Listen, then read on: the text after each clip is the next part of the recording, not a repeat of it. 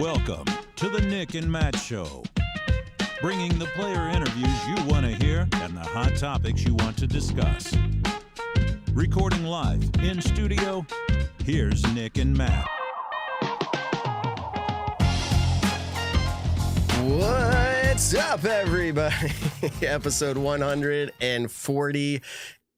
I was talking to someone this weekend, Nick, at a tournament, and we're getting really close to 150, and that's almost 100. That's probably more than 150 weeks that we've been doing this. And anything you do for 150 weeks is a bad habit. No, I'm kidding. What's Consistent. up, dude? Yeah. Nah, just hanging out back down in Virginia after a weekend in Maryland, and yeah, just hanging out. Yeah, episode 148 here. This episode presented by who? Cosmic. I am wearing their hat right now. CosmicDG.com. Check them out. Get paid to run tournaments. They also sell stuff for you that you're going to enjoy in the disc golf world. Check them out. Cosmic Vibes. All right. Wow. Let's bring Evan in. There's a lot going on this weekend, as every week. I don't think we've ever had an episode where we said, hey, not much. Well, actually, in the off season, we say not much going on, but we always come up with something. How you doing, Evan? You've moved. I have. I've had a busy weekend. Not as busy as the folks over in Nokia, Finland, but I'm going to call it pretty busy. Okay. Busy. You can see my wonderful, moving into my office. You can see a box in the background. I'm pretty an extra sure chair. Evan said right before we went live, like, hey, you can go full if you want to, but it's not ready yet. And intern Ben on purpose. Yeah, of course. Yep. Snickers as he goes full. Yeah, I guess I shouldn't have said that. I was, You shouldn't have, because it wouldn't have happened. But it's okay. Okay, so background. European Open happened. First time major winners, repeat major winners. Paul McBeth, DNF. There's a lot. We had picks. We had who's going to outperform their average performances at this event. We'll talk about that. We've got HAILEY King lined up. She did not travel over to Europe. She should be ready to go. I would imagine not, no jet lag or anything. We'll talk to her and see what she has to say about the disc golf world and her situation. We also have a local who, let me sell it to you this way. This kid's really cool. You've seen him on Simon's vlogs. He is always in our live chat, or very often in our live chat. Harry Chase, he just took down an A tier in New York. And you're like, okay, not a big deal. But you had Paul Kranz, you've heard a few times, AM world champion. Not current, but recent AM world champion, who you saw Simon invite onto Team Discmania. So that's the connection there. You have Harry Chase, who's been on the Simon's vlogs. And now he just went down to New York and he took down an A tier against a U.S. champion, Steve Brinster, and a strong field. So we're going to have him on to talk. It's always good to hear from the local players as well. We'll make it exciting for you. I think we even have a stat or a fiction. So with all of that being said, you think it's just time we just get right into some stats right away? European Open, Evan, you ready? Let's throw it into President's Cup first before we get into European Open. I'll let Evan lead that. Yeah, go ahead. Yeah, no, I want Nick to lead that. Well, President's Cup, pretty awesome this year. Not gonna lie, it was a little extra special. Don't mind my random stuff right there. Little extra special this year as my company Discera was able to create the player jerseys this year.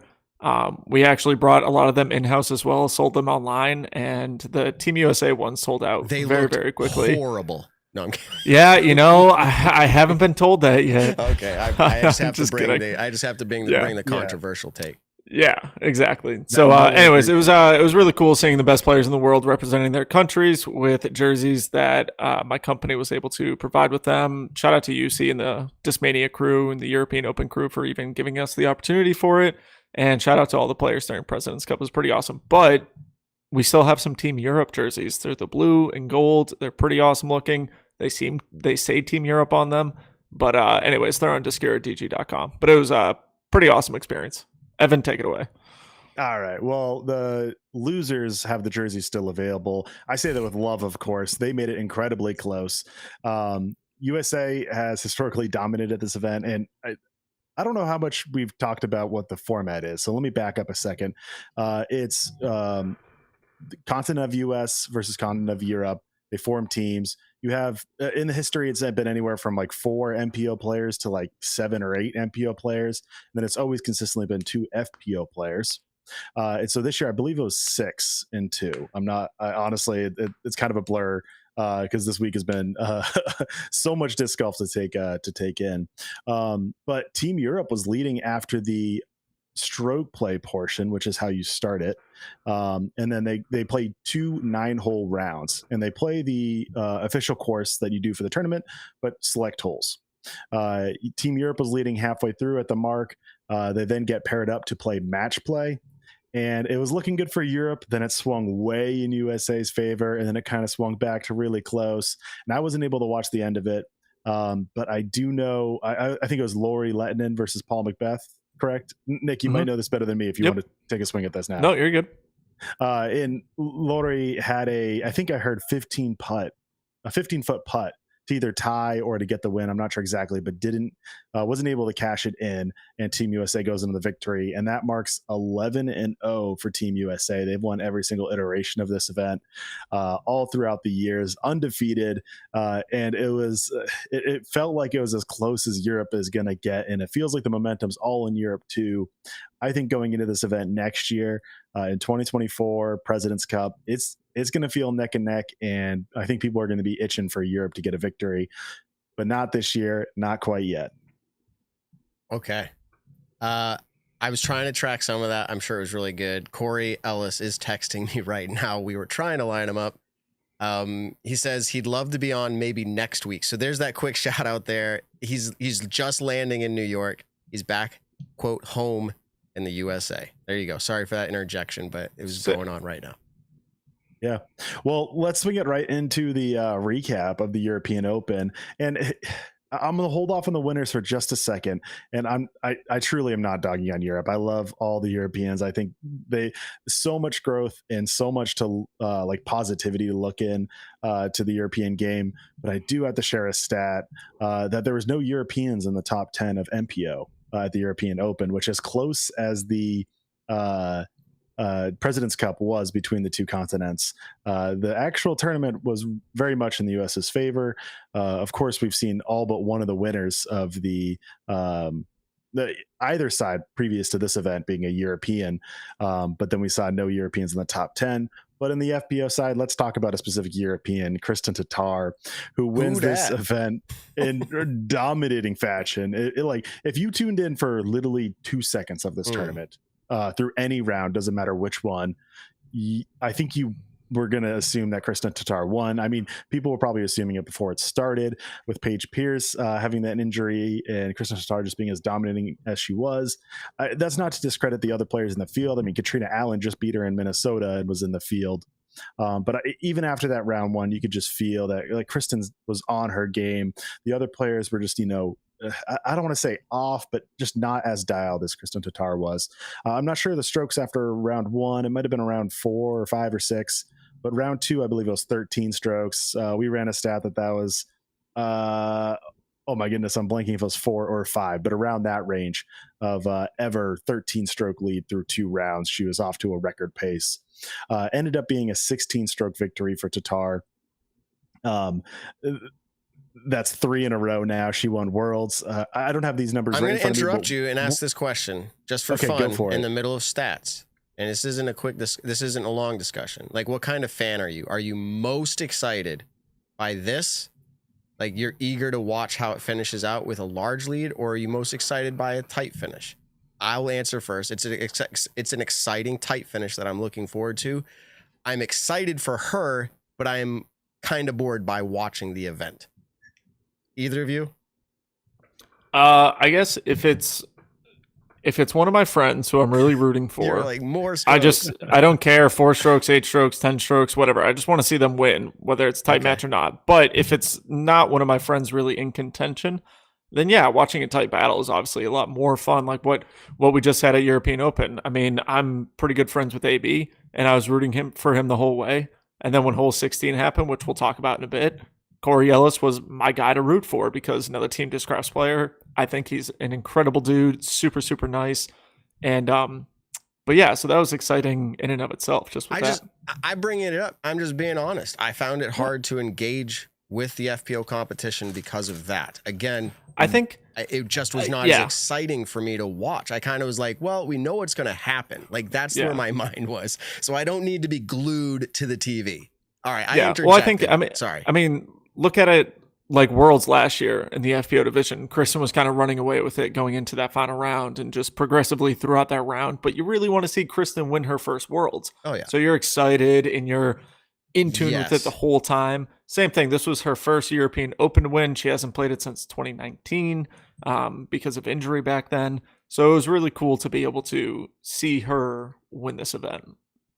Yeah, I kind of agree a little bit more with Nick that there are things that you get excited for. I mean, Worlds last year, Kristen was sitting, I would say, in the driver's seat, but it was close for a lot of those first 3.5 pushing. It wasn't until the end of the fourth round that it really felt like, okay, this is Kristen walking away with it.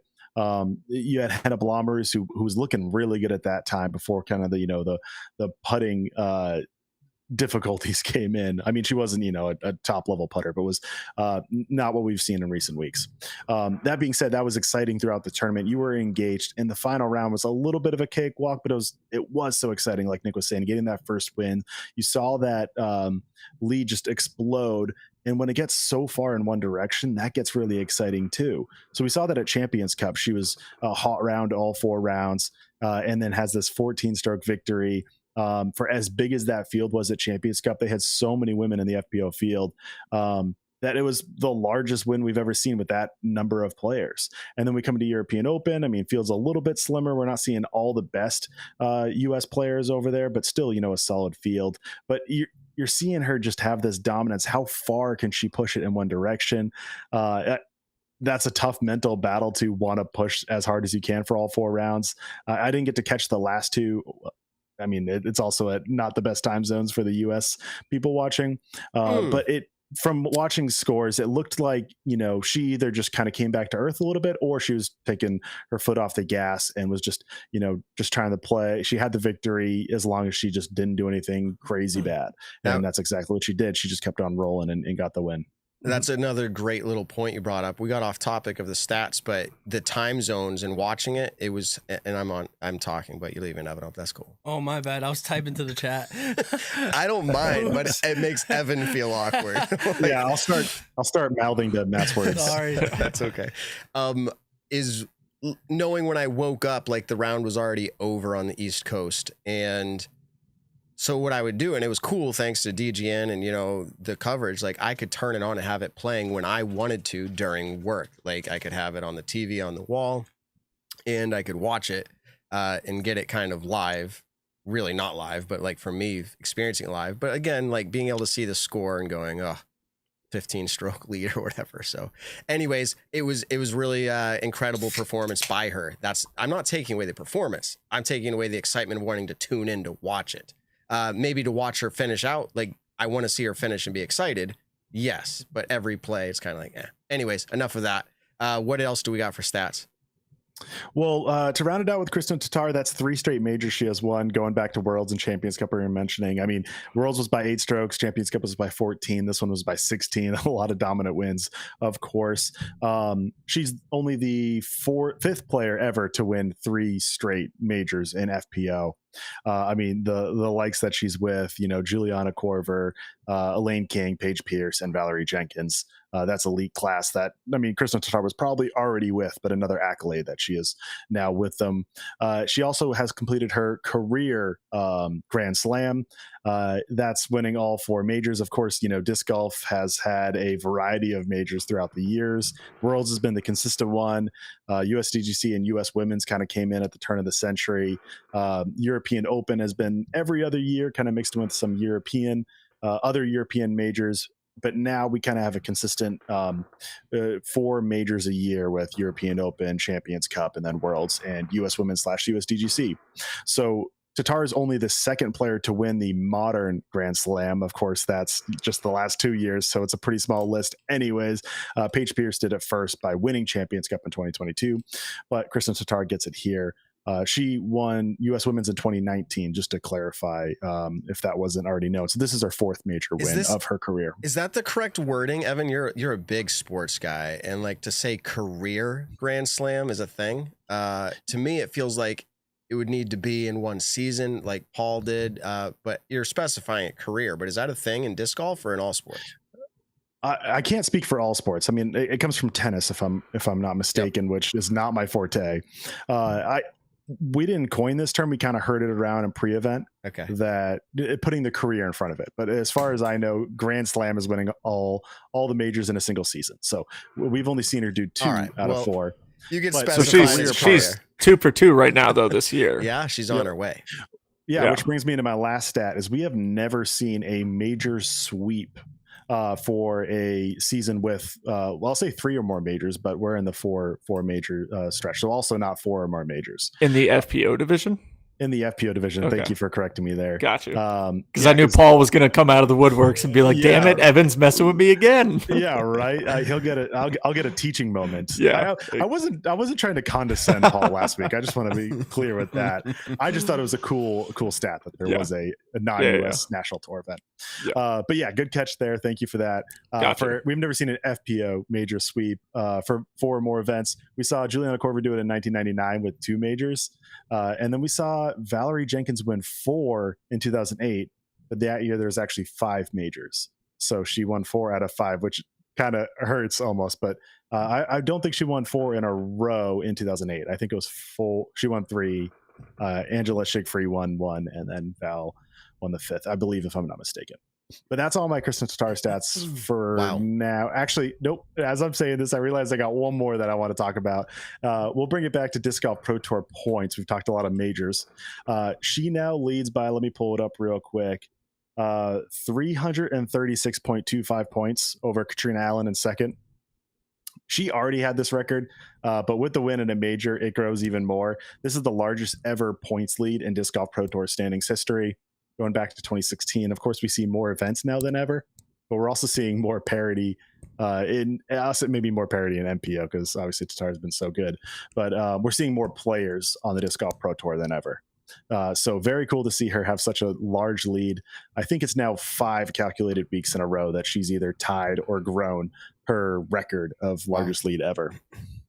So not too shabby. Yeah, the chat has been debating this for a little bit, or at least putting out the idea of, is this the KT Kristen Tatar era? Is this the dominance we're going to see for like the era, the decade? And my take on that is that I wasn't fully here because she is not an explosive player. You've heard me talk about this, and I thought there's no way she is going to be the best for a long time because she's not explosive, but she plays really good, strategic, smart, consistent, like every word that you can give to it. That's how she's doing this. So you can't take away the dominance factor.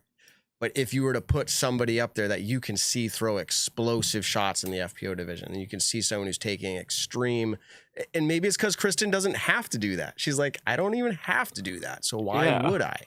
So you get that side of it too. But I think for someone to beat Kristen, it's going to have to be someone different than is currently in the field, or someone who is currently in the field is going to have to change their gameplay style.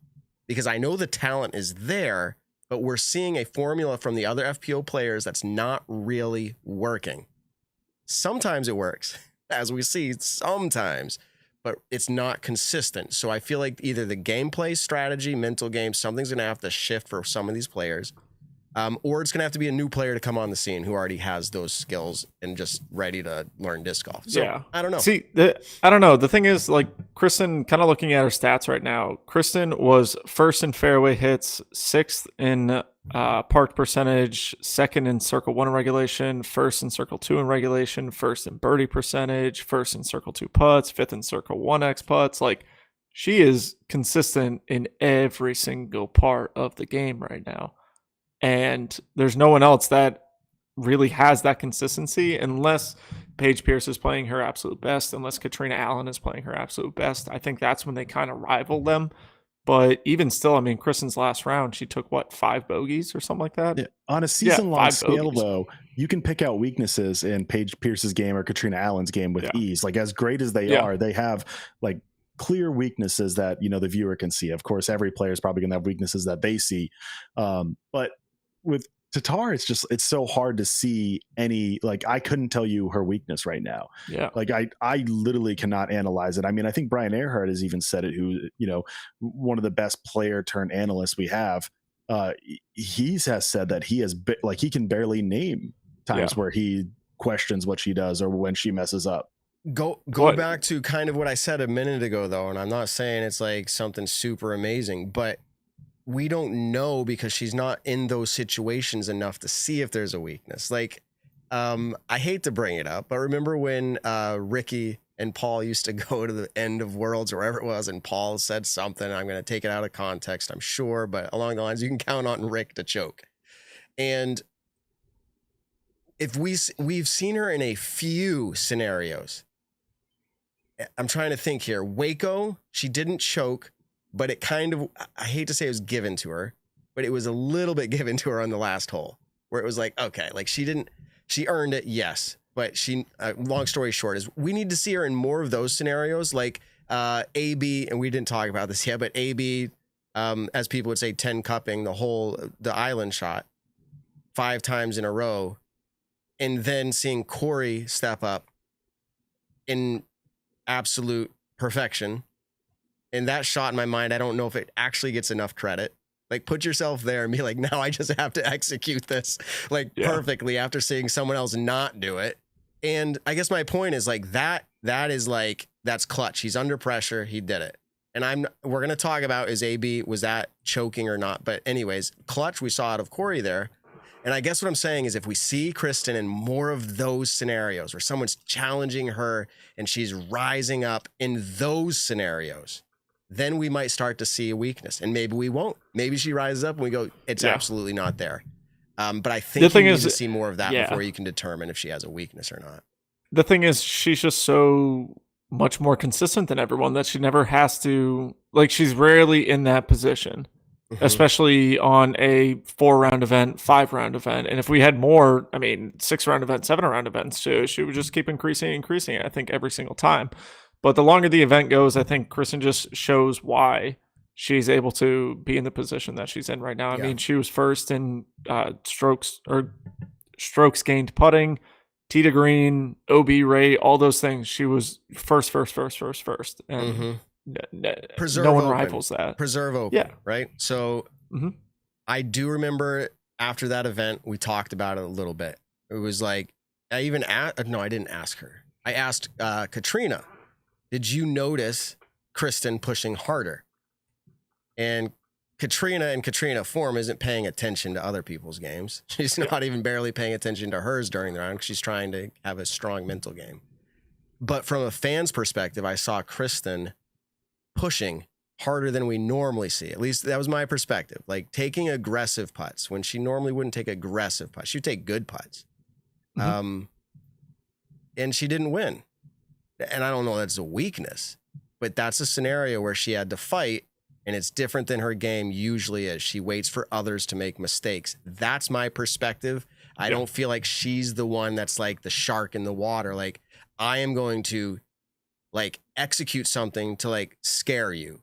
And that's not how disc golf is. I get it. But my point is like, she's not the one doing that. She gets her lead out there and then she plays her game, and others have a hard time because they're trying to push from behind. And that's when the mistakes really start to show.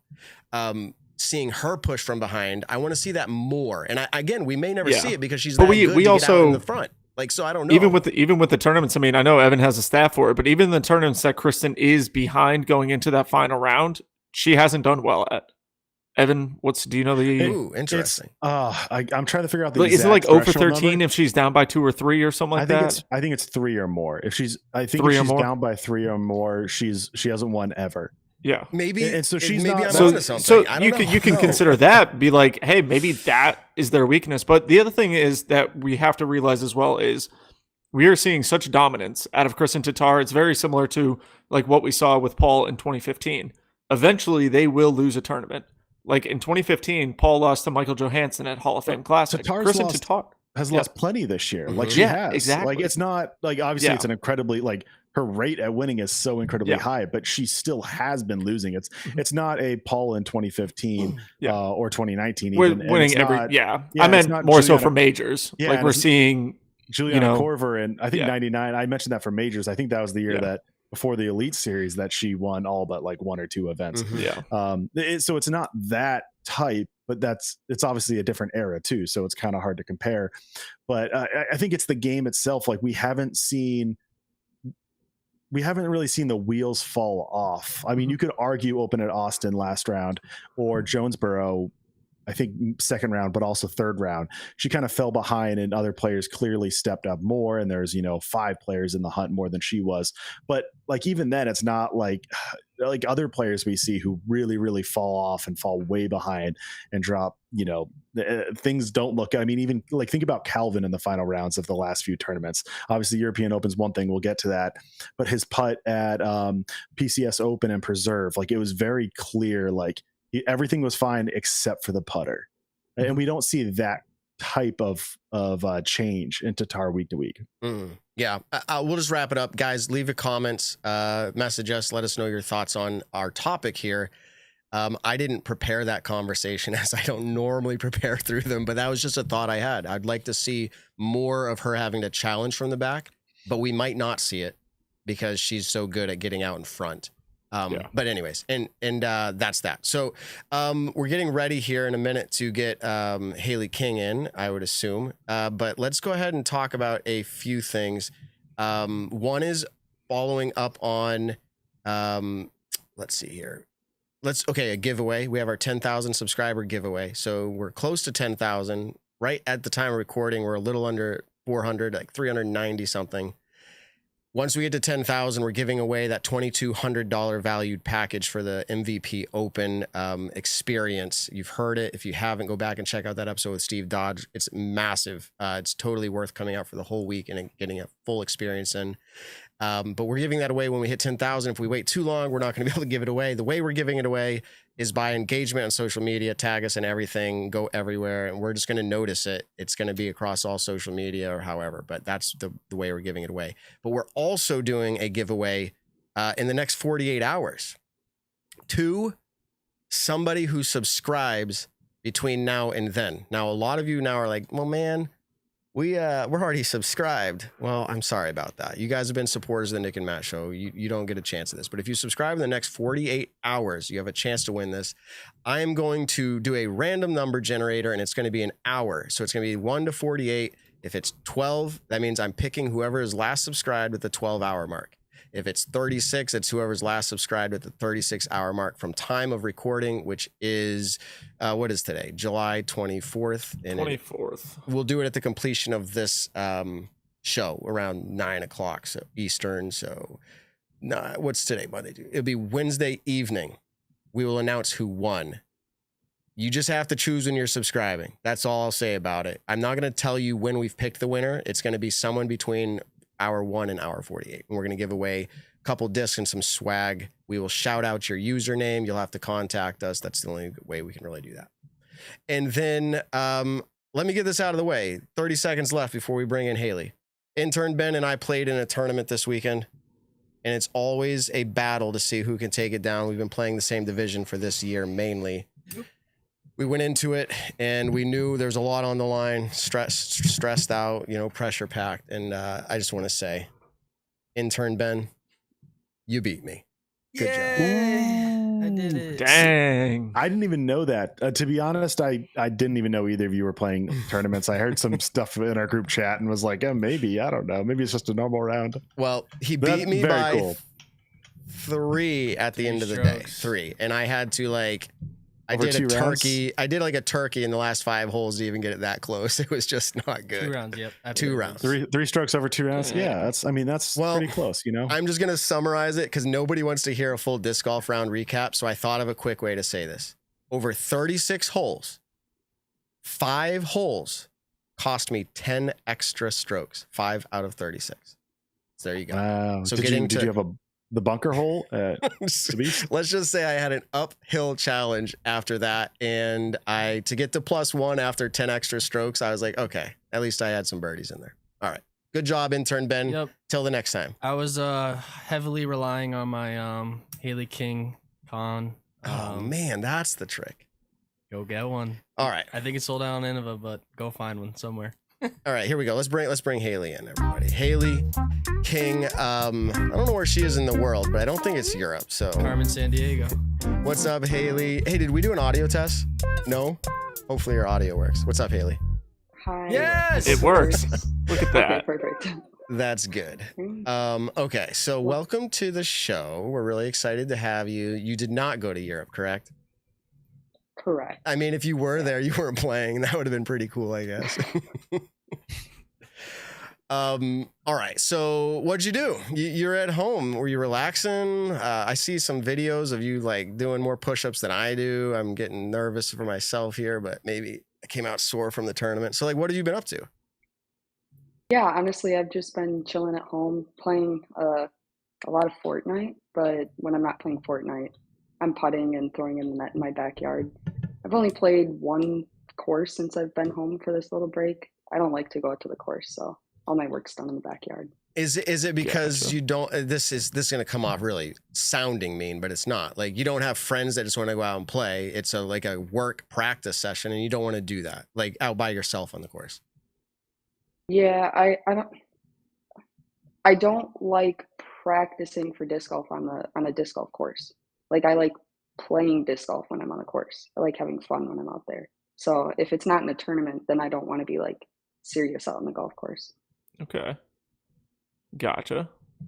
Cool. All right. Well, so you're back down. You're hanging out, practicing on your own time, playing some Fortnite as well. I mean, biggest thing we can talk about right now is Dynamic Discs Open. We didn't get to have you on right after that tournament, but you were able to take that down. Can you kind of run us through just the DDO experience in general? I mean, DDO is as special as it always is. Bunch of people there. But the one big difference this year was the weather was really nice. Yeah. And that's really great for me. So I had, was it 3 days? Yeah, 3 days of good competition weather. And I was able to just focus and, play how I want to play. But Very fun. Yeah. In our show, we're a Monday show. We appreciate the fact you're like, hey, I'd love to come on. It's just not going to work out.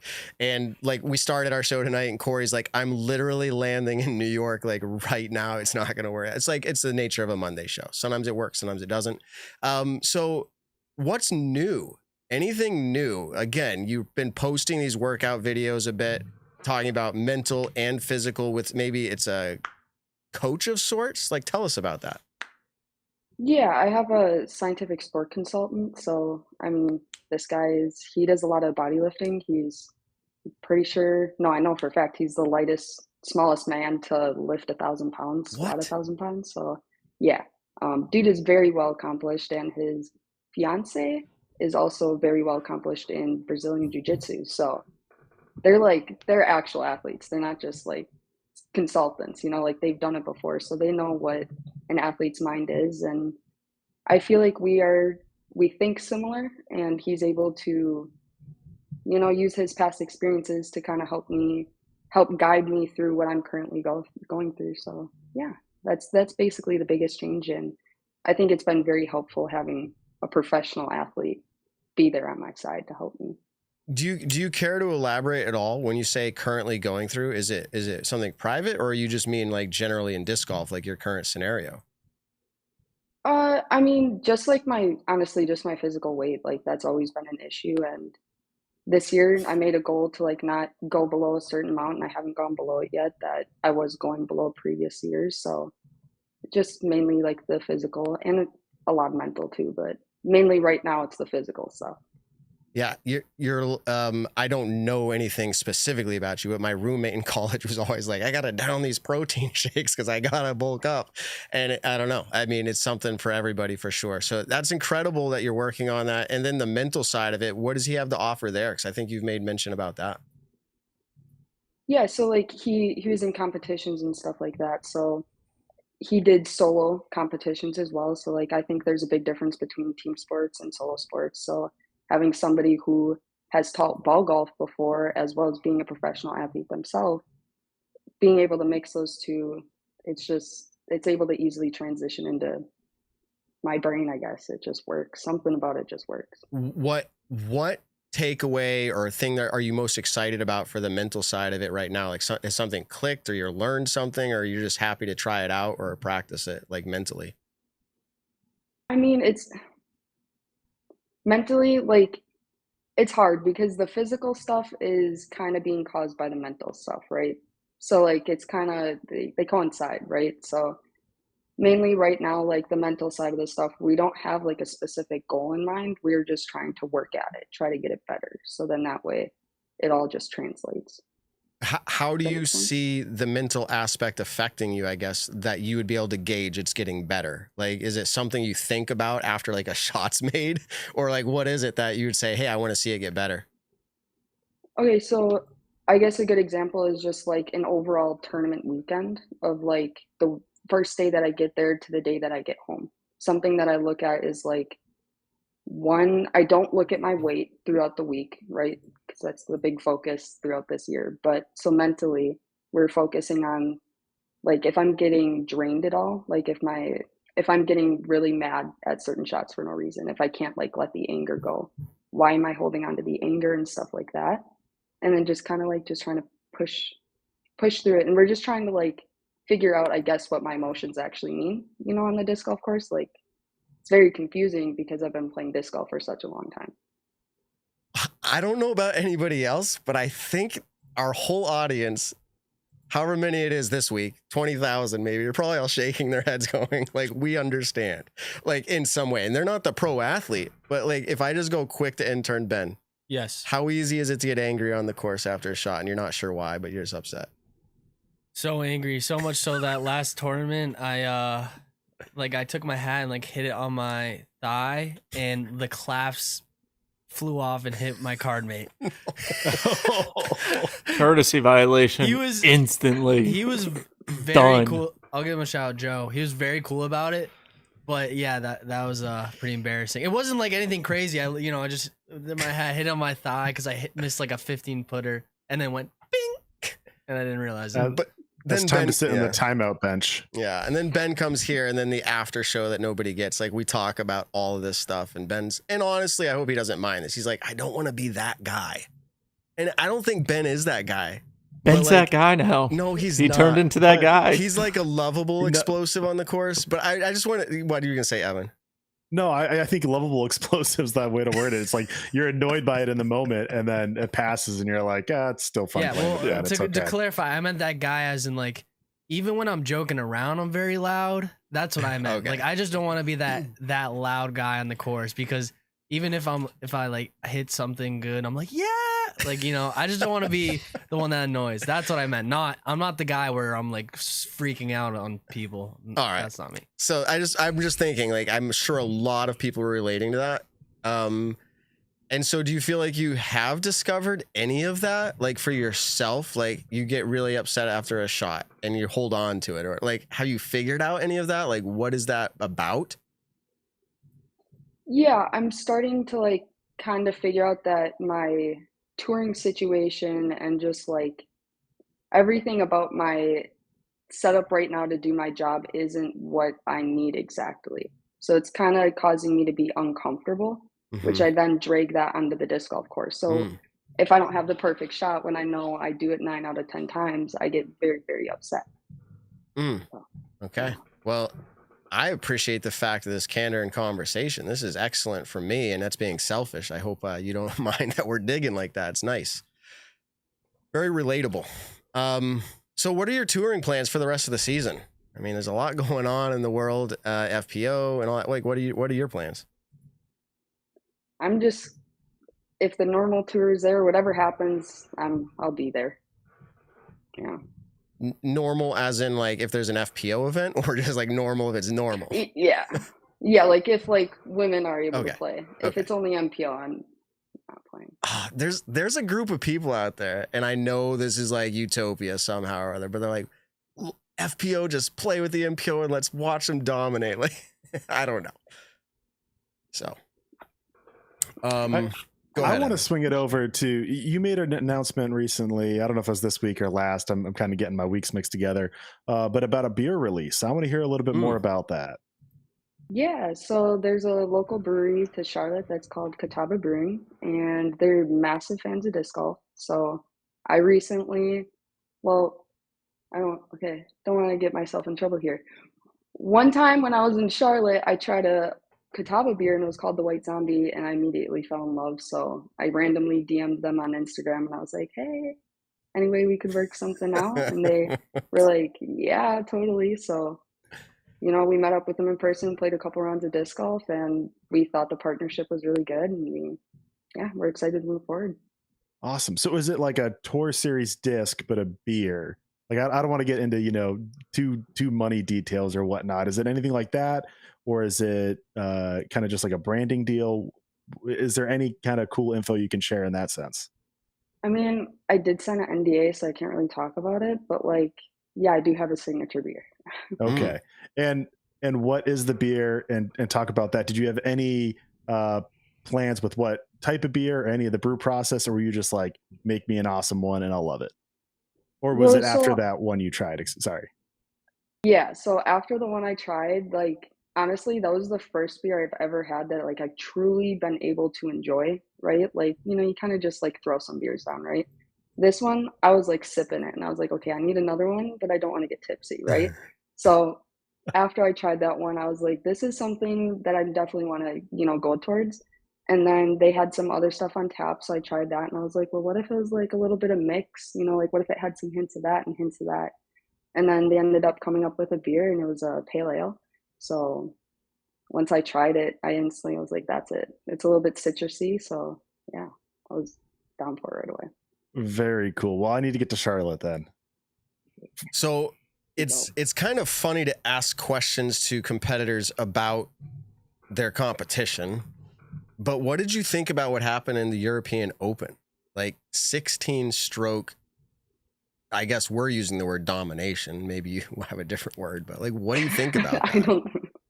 I don't think there's a different word. Kristen's good. I don't know what to say. Okay. So let me ask about your game then. We were talking about it, and I don't know if you caught it. I didn't see how long you were in the green room, but what would it take for you to beat Kristen on average? Like, you could beat her any given round. I personally do not think that's even a question. But on average, like, what would it take in your game? I mean, I think I have all the skills to do it, but on average, I think I seriously just need a little bit more time on the road and just actually grow up, you know, get settled in and not worry about things kids are worrying about, basically. So, yeah, I think I personally just need a little bit more time. Like, I mean, technically, I think I beat her twice this year, but it's all the open courses that she can't. I'm not going to say that. Yeah, open courses, I think on average I'll probably beat her. Wooded courses, not so sure. I love that. So I also like that you're kind of, Hailey, how long have you been touring now? Well, I first went on tour in 2019. Okay. So this is the 4th year. And how old were you when you started touring? 17. Yeah. 18. And I'm 38. And it's sometimes you forget this, and I don't know how our listeners feel about this, but like, yeah, I mean, you just said like, hey, I need to grow up, or like, yeah, grow up a little more. And like, maybe it's getting used, maybe I don't want to put words in your mouth, getting used to the tour life, if that's what you're doing, getting used to just life as a whatever age you are person. Is that kind of what you're saying? Yeah, all of the above. Yep. Yeah, I think sometimes we forget that. We see a competitor out there and they have a quote brand and they play disc golf, and you forget that other side of it. So thanks for sharing that with us. I know your time is a little sensitive right now, and if you don't have time to answer this fully, don't worry about it. But you were talking earlier just about how your tour situation and your ability to do your job isn't kind of where you want it to be. And I know you had posted on Facebook few months back, I'm not exactly sure when, about some van situations that were happening. Has anything been resolved? What are you doing to kind of set yourself up for the future in the sense you want more tour experience? How are you setting yourself up for that? Well, one, I don't want the van. I realize that is not the life that I want, and that trying to get that done caused me way more stress than I ever needed. It affected my disc golf game very, very much so. Mm-hmm. But really, I mean, it's like, I don't know. I think I just need like more time to figure it out. I don't really know. Okay. If you had an ideal situation, you say you don't like the van life, it's pretty hard to afford flying everywhere and getting Airbnbs. Are you thinking get a decent car and gas mileage and Airbnb with some friends each tournament?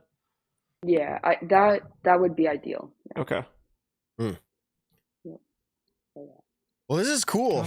I appreciate you giving us the time. I know you have, important things going on yourself. We reached out. We wanted to have you on after you won at the DDO. So we're glad we got you on. And thank you for making the time for us. Is there any way that people can support you or root you on in a special way? Let us know. And our fans, we had someone say, here's my Venmo once, and our fans paid them money. So whatever you want. Not gonna do that. Okay. If y'all want to help support me, I have discs available on the Innova Factory store for Tour Series, and then I have a custom drive bags. And then if you want a 10% discount off of a Discology bag, use the code my last name King. And then if you can find those cons anywhere, go get yourself on. Those are pretty good. But I really appreciate you guys for having me on, and I really enjoy hanging out with you guys. So all right, Haley, can't wait to see you back on the road again. Yeah, we'll have you back on. There'll be big things out there when you're beating Kristen on average. Am I so bold to say that, like, if I had to pick someone right now, it is Haley. Like, and I'm not saying that because she's on here. It kept crossing my mind as we talked. Like, that's the player who I see right now doing that work. Right, we're seeing it, and I'm like, they're either gonna have to change who they are or be a new person, like coming on the field. So I'm picking Haley if it's my pick for the current field. There we go. It's on record. well, All right, you. we'll see you later. Best of luck to you, Thanks for the Haley. evening. We'll talk to you soon. Thanks, guys. See ya. All right, Peace out. It's Speaking of kind of weird for me Go to do ahead. like a pick like that, like with the guest on there. I usually let him go and then say something, but like, I don't know. I just it's like- kind of really feel it. Like, she's working hard to change herself in a lot of ways, and she has that explosive thing that I was talking about. So she can do a little of everything.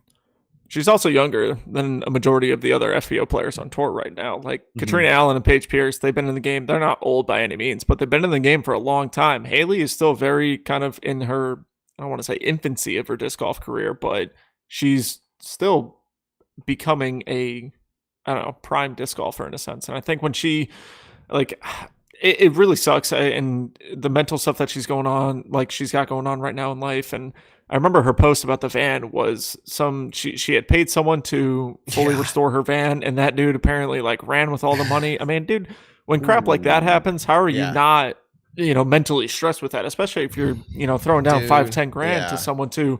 I almost brought it up. It could even. I kind of hinted at it in the sense of like, how are you? But I'm glad she kind of answered it in the way of van life's not for me. So she's getting rid of that and, kind of doing, I would say, what is slowly becoming the more traditional disc golf route. A lot of players are Airbnb-ing with friends, splitting houses together and traveling like that. I think that's a little bit more enjoyable. It's nice having a shower when you go to an Airbnb. It's nice. Also, obviously, I'm a not kitchen. I'm not on tour, and I'm not about to, hop in a van and travel. But like, that sounds terrible for me. Like, I'm a 6'3". Like, my feet hang off beds often. Like, I would not fit in one of those. I'd be miserable. So like, it's cool that people do it, and it's cool that people love it. I'm with Haley. It's not for me, but I also don't have to do it like certain type of person. There's certain, like Casey White is in love with living in his van, and I think that's awesome. And I think Down personally, exactly. Like, I think I could get used to that, but I think I appreciate going into a living room and kind of separating myself from that. I don't know. That's just me personally. I mean, I'm never buying a van and touring full time in it. I can just say that. There you go. Right you heard now. it here. But exclusive. So Yeah. in the chat, people are saying somewhat they agree. They're not saying we agree with Matt necessarily, but they're saying, yeah, they think she's the most talented FPO player, all these things. But then there's a response from some of them by saying, but like, she's just not mentally there. It seems like she can do it, but she doesn't, and all this stuff. And this was my point. I'm seeing what she's putting into it this year. We've always seen that follow-up comment of like, yeah, if. But I'm saying this year, there is something different. There's an actual investment with that. And I'm seeing actions being made there that I'm feeling like if this continues, that's why my pick was there. I also thought it was funny. She enjoyed a beer at some point, and then I asked how old she was when she started touring. She said 17, and anyways, I was putting things together. She's funny, and then she said Kristen can't win. Oh, let me change that. She like, I can beat her on open courses. That was a really fun interview. We hope you guys enjoyed that. We're getting ready to bring Harry Chase in just a minute here, but before we do that, I want to talk about something. It's actually a live. I gotta cover up addresses. It's a live unboxing, if you will, of DG Max Wax. They just sent us a brand new product, and I want to get it out here. It is a summer blend. Well, first of all, look at the fire, dude. That is nice on the packaging. It's the fire packaging. It is the summer blend. Now, we've showed you the winter blend, which I loved. We've had the original blend forever, and it's awesome. Now, oh, this is like a real... What's the smell? Okay. Tell us. Yeah, let's see. Oh, it's definitely different than the other. And I don't know. That's one of those smells. I'm going to have to try to figure out how to explain this. I'll find the information there on the smell here. But it is like the smell that you like want more of. Like, I do not know how to explain That tells it. me like nothing. beans. No. It's like, okay, it's not leather. And it's not new car smell, but it's in that genre to me where I'm like, oh, you just Can want I get a whiff? Yeah, here. I'll toss tell it you over. exactly what it is. So first of all, my fingers, even after handling it right now, What the? yeah, what the? It Let me does see smell what like else a is- car. You're kind right. of. I'm in the right genre. It's like cedar. Oh, maybe. You think I would actually know that, but I did not ask for this one. What the And it smell is. tastes So kinda good, Snapstick, it tastes good. Here's the Snapstick version of it, the one that fits in the chapstick container in your pocket. It's wonderful. Now, why did they make a summer blend? Well, you see, if you take the winter blend and put it in a 110 degree car, it is no longer a nice mini. It is a puddle. But if you take the winter blend in the winter, it's perfect. You take the summer in the summer in a hot car up to, I think it's 120 degrees, if I'm not mistaken. 70 degrees to 120 degrees is where it's recommended, the summer blend. I'll find this exactly here. Boom. The summer blend is for 70 degrees all the way up to 125 degrees. It's going to keep a consistent grip texture. It will not melt into a puddle in those temperatures. Now, the original blend is all purpose, but if you get into the winter, it's going to be too hard. So then you need to get the winter blend. Buy all three. Buy all three. Keep them in your house. Bring them out during the seasons when you want to use them most. I use disc golf DG Max Wax during every round I play. I keep the mini inside of the bag, and I have it in a special pocket where I can just reach my hand in easily and get it on without even pulling it out of my bag. DG Max Wax, huge fan of DG Max Wax. A lot of you have purchased their products. Go purchase this one. Use code Nick and Matt. DGMaxWax.com. I figured out the smell. Is it on their website? No, just gonna look it what up. it's what this is what I'm calling it. Cinnamon pizza. I was gonna say cinnamon, but I'm like, is that a summer smell? I feel like when I don't talk- know. It smells I feel like when I cinnamon and talked to the pizza. guy, he said it was supposed to be cinnamon. Cinnamon. Looks I like can a never say cinnamon cinnamon. stick. Okay. Then Yeah. is a mini. I just went to the website Cinnamon pizza. Come on, and tell me. let me read. This is the extra extended version of an ad for them, but I'm interested now. Specially formulated grip wax used. Coined the Windsurfer Mini. This is the summer formula. Has a much higher melting point. We do not recommend you leave it in the car on a hot sunny day, though. Oh, does it say? Am I missing it? Oh, it's got a refreshing. Here we go. Remember Citradelic? This one's a Summerdelic scent made from a blend Oh, man. of essential oils. It does not say the smell. So order this, dgmaxwax.com. Get it. Tell us Go what Nick the and Matt. smell is. I don't want to even hear from Josh from DG Maxwax. I just want our fans to tell us what the smell is. Wow. Cinnamon pizza. It smells like cinnamon. No, and it's almost like a pizza. Thai dish now. Like I'm That sounds smelling like disgusting. If it Ooh, smells Thai like noodles. cinnamon Sauce? pizza. oh man, there's so many. It's the leather, it's the new car, it's whatever Cinnamon you want and it pizza. to be. That's my final answer. Cinnamon Well, now you guys are making me hungry and my hands freaking need A. grip. My hands are very grippy right now. Like it's amazing. Love the product. There, that's the ad that keeps on going. But really, it's an incredible product. DGMaxwax.com. Okay. All right. Here we go. Before we have Harry Yes, on, before should Harry, I have one thing too. Go ahead. Okay, I just really wanted to run through some really cool stats that Do it. I would be amiss. Do I think that's a it. word if I didn't do. So, one, I mean, Heidi Laney gets her best finish in a major of her career. She finished the second. Katrina Allen and Missy Gannon tie for third. Listen to this swing in two different numbers. It was Katrina Allen's 21st FPO major podium, which is third all time behind Valerie Jenkins and Paige Pierce. It was Missy Gannon's first major podium of her career. As good as she's been, winning elite events all over the place, winning a Disc Golf Pro Tour championship included and silver events, had not had that major podium before, and she gets it here. And then jumping down to fifth place is Sarah Hokum, who now has extended her top 10 streak at FPO majors to 30 straight events.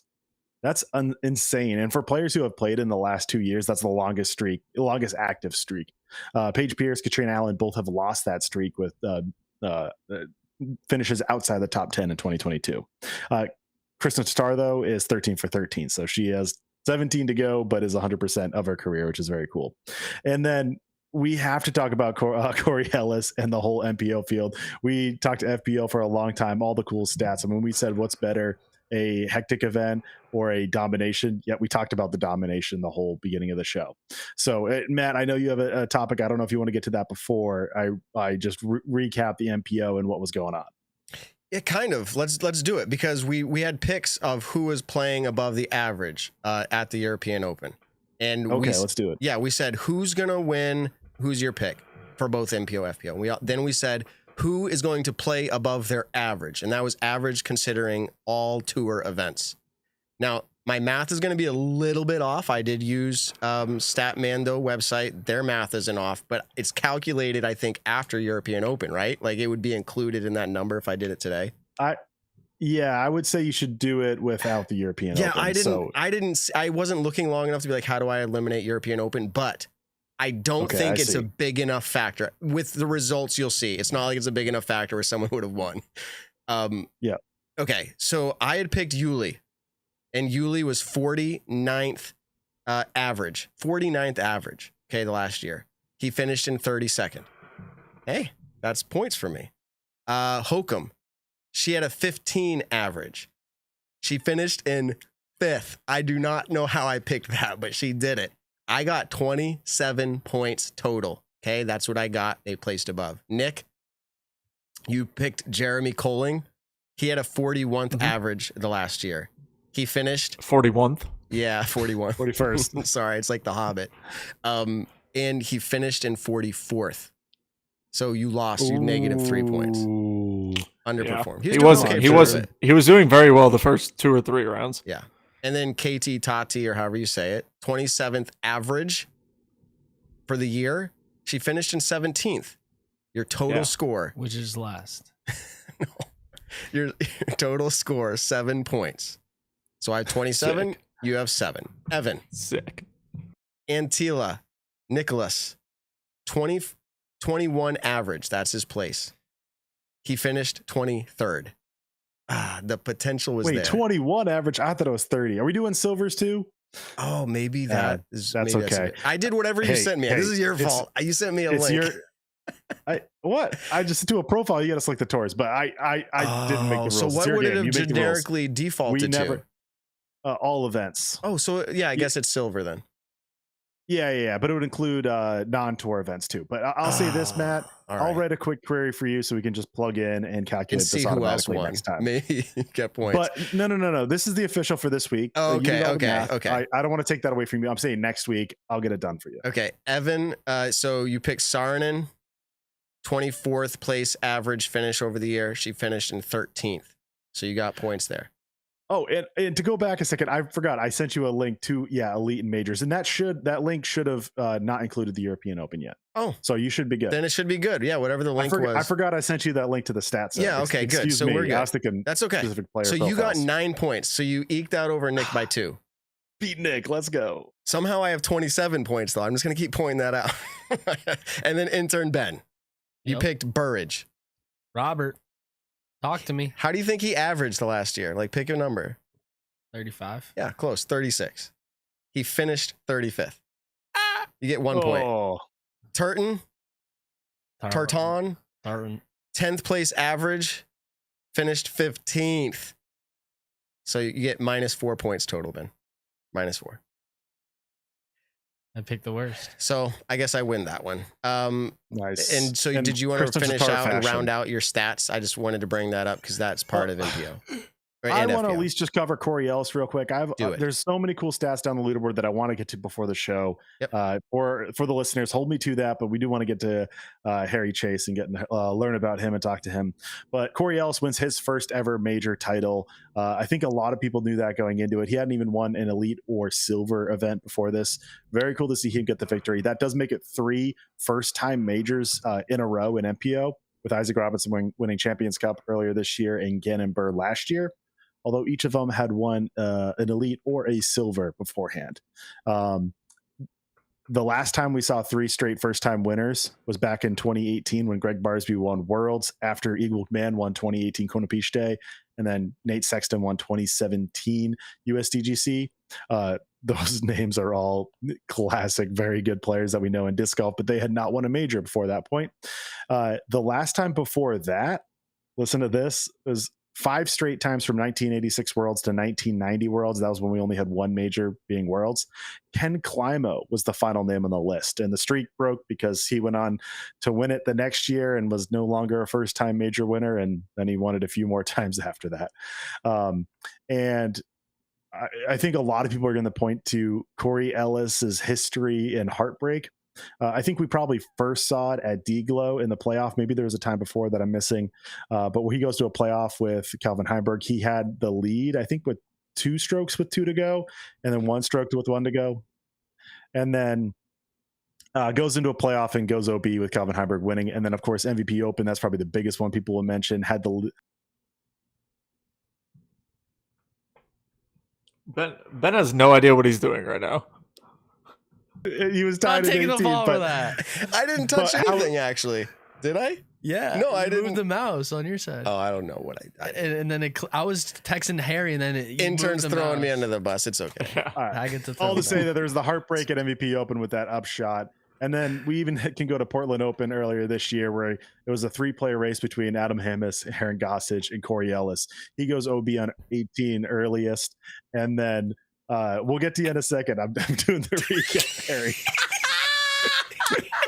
Is this Harry? He's the one talking. Listen, this has to be one of the funnier moments for me. Now listen, nobody else can hear what just happened in our ears. And so Got him. Intern Ben sends Harry a message in the green room and says, "Say, hey Evan, hey Evan." Has a sound check. Oh, He did it. so nobody else That's heard hilarious. that, but we all heard that. I knew no one else would hear him. I just had no clue what Ben was doing, like telling him. So I thought he was like, Evan, he had no clue if out anything of was nowhere, you're working. like, hold on, we'll get to you. But nobody even heard anything. And when he was like, hey, Evan, it stuttered you. Evan, you just gotta let it go. You just gotta fight through it. I was letting all the other ones going. This is hard to talk when someone's in your ear, and no fault to Harry doing the mic check. No, That's that was not hilarious. his fault. No, it's all the fault of Harry. Can we just No, bring him it's in and fault have him of be part of this conversation? Okay. Hold Yeah. on, just bring him in. Yeah. That is his All debut right. to the show, man. Harry Chase, everybody. We're going to get right to you, but we had to bring you in for this part. Thank you for the sound check, by the way. Evan, are you good wrapping that up? I'll just wrap it up with, it was really cool to see Corey Ellis, who had, heartbreak that we've seen on DGN. They've highlighted it. Go on to get this victory. It's a wild final round. We'll talk about the other players. Yeah, I was going to say, everyone's in chat being like, can we talk about AB? After the Harry interview, we will bring up Anthony Barella. We will bring up everything else on hole 16. Going to bring up Calvin Heimberg, going to bring up And Ezra Aderhold. We'll ask Harry his Klein. opinions, too. We'll ask Harry his All the opinions, players. too. Harry was busy winning A tiers. He doesn't need the distraction of watching the Pro Tour. A tiers are big, right, Harry? I mean, just in general, like it's a status. But like, who? I want you to say like the field. I'm trying to call it out. You beat Steve Brinster, U.S. champion. I mean, you could pick a lot of players in there. We talked about Paul Kranz, a lot of good players. We could go on and on. Is this your biggest win ever? I'd say so. I took down the same tournament last year, back to back at Warwick, and the field was definitely stronger this year. I won last year with 27 under, and this year with 35 under. So it took a lot more, and the fact that I was able to beat a stronger field this time by 10 strokes, it was definitely bigger to me. So technically, also biggest payout of my career too. More added cash this year, which is great. But yeah, Paul wasn't there last year. Matt Hammerston wasn't there last year. They were the two highest rated players in the field. And then Lucas Oberholzer Hess wasn't on the scene last year either. And those guys are all higher rated than me and have had really good seasons. So it was good to finally pull through and get that win and kind of have my time in the spotlight. Okay, so Well, 10 strokes. Yeah. 10 strokes. We just talked about dominance out of Kristen with 16, but 10 strokes in a field is significant. It didn't look like you had to do that to win. But did I hear or see that maybe there's a course record in there or tied? I think what you saw was, I don't think I shot a course record on any of the individual layouts, but 35 under 212 strokes for the tournament. Okay. Ties Andrew Fish in 2019 for the tournament record. So that was pretty cool. There you go. There you go. So you shot incredibly well. Proud to know you, dude. Kids disc golf back in the day, right? That's right. Yep. So how old are you now? 23. Okay. So when I say kids disc golf, some people know, some people don't know. Period of 5 years or so, I ran an organization with my brother that got youth into competition. Harry, about back then you were 18 or 17. You were 18, in your last year in junior. So I just turned 18. Yep. And you competed at USJ DGC up at Smugs, right? That's right. Yep. Okay. And that was like one of your first year or two of disc golf? So I technically started in 2016, I would say. I played for the first time in 2015, but I just had discs and I always threw Frisbee. So I kind of knew that I would like this, but I just wasn't really into it. And then, I didn't have a car at the time and the closest course was 25 minutes. So I didn't play all that often. 2016, I started to play a little bit more. My neighbors down the street were also into it too. So her mom would take us to the course sometimes. And that's when I started playing and finding out that disc golf was like a thing that people did. And then 2018, I just found the tournament online somewhere. And I didn't have a DJ and yet. And I just kind of played casually. I think I only own 8 in my bag. So when I went to Mugs, it's kind of crazy because playing the old layout with players like Alden Harris was there, Elijah Bickle was there, some guys that have been on tour for a little bit now, and I was playing Fox like wins with only a 150 as my disc driver, so that was like crazy. It's kind of a shock to like see people cycling discs or have different putter, different shots, and never even knew it was possible. And another funny story is like each person at the course that day, she was taking pictures. I had no idea who she was. And everyone on my card was so nervous when she was there. And I just was like, oh, it's just a camera lady. So just stuff like that. It was a shock. Like I wasn't really part of the disc golf community at the time. And when I left that tournament, I definitely knew that disc golf was something I wanted to pursue in the future. Okay. I loved hearing some of that story, and we caught most of it. Your internet was choppy a little bit. I'm going to refresh. I'm refreshing Harry's connection, and I've lowered the bit rate a little bit. Hopefully that's a little bit better. But so what I caught from that is different players that you're seeing out on tour now that you were able to play with. You saw Paige Pierce at the event, the junior event, US Juniors, and you didn't know who she was. You've come a long way. Is disc golf, you're in like future plans? You're at college still, right? I actually graduated mid of June, so this whole summer has been just kind of dedicated to disc golf, which has been refreshing and not having to like plan around that stuff. But yeah, so I did it, got my degree, and I would say right now I definitely plan on pursuing pro disc golf at some point, but it's honestly just not make or break right now. There's so many good players, and it's a good start where I'm at right now, but I have a long way to go. And although 23 seems pretty young, I mean, I play with people that are 18, 17 that are already better than me and going out and doing finishes. Any names of these 17 and 18-year-olds who are better than you?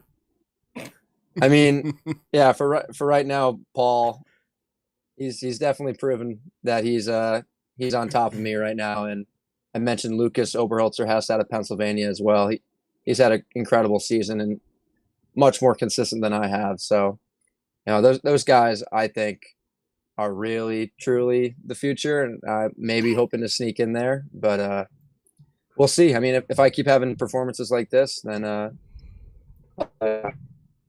well, if he keeps having performances like this, his internet will shut off apparently. So if he comes back on here, we'll keep going. I'm sure it will restart here. You can go back to 3 up until we get him back in though.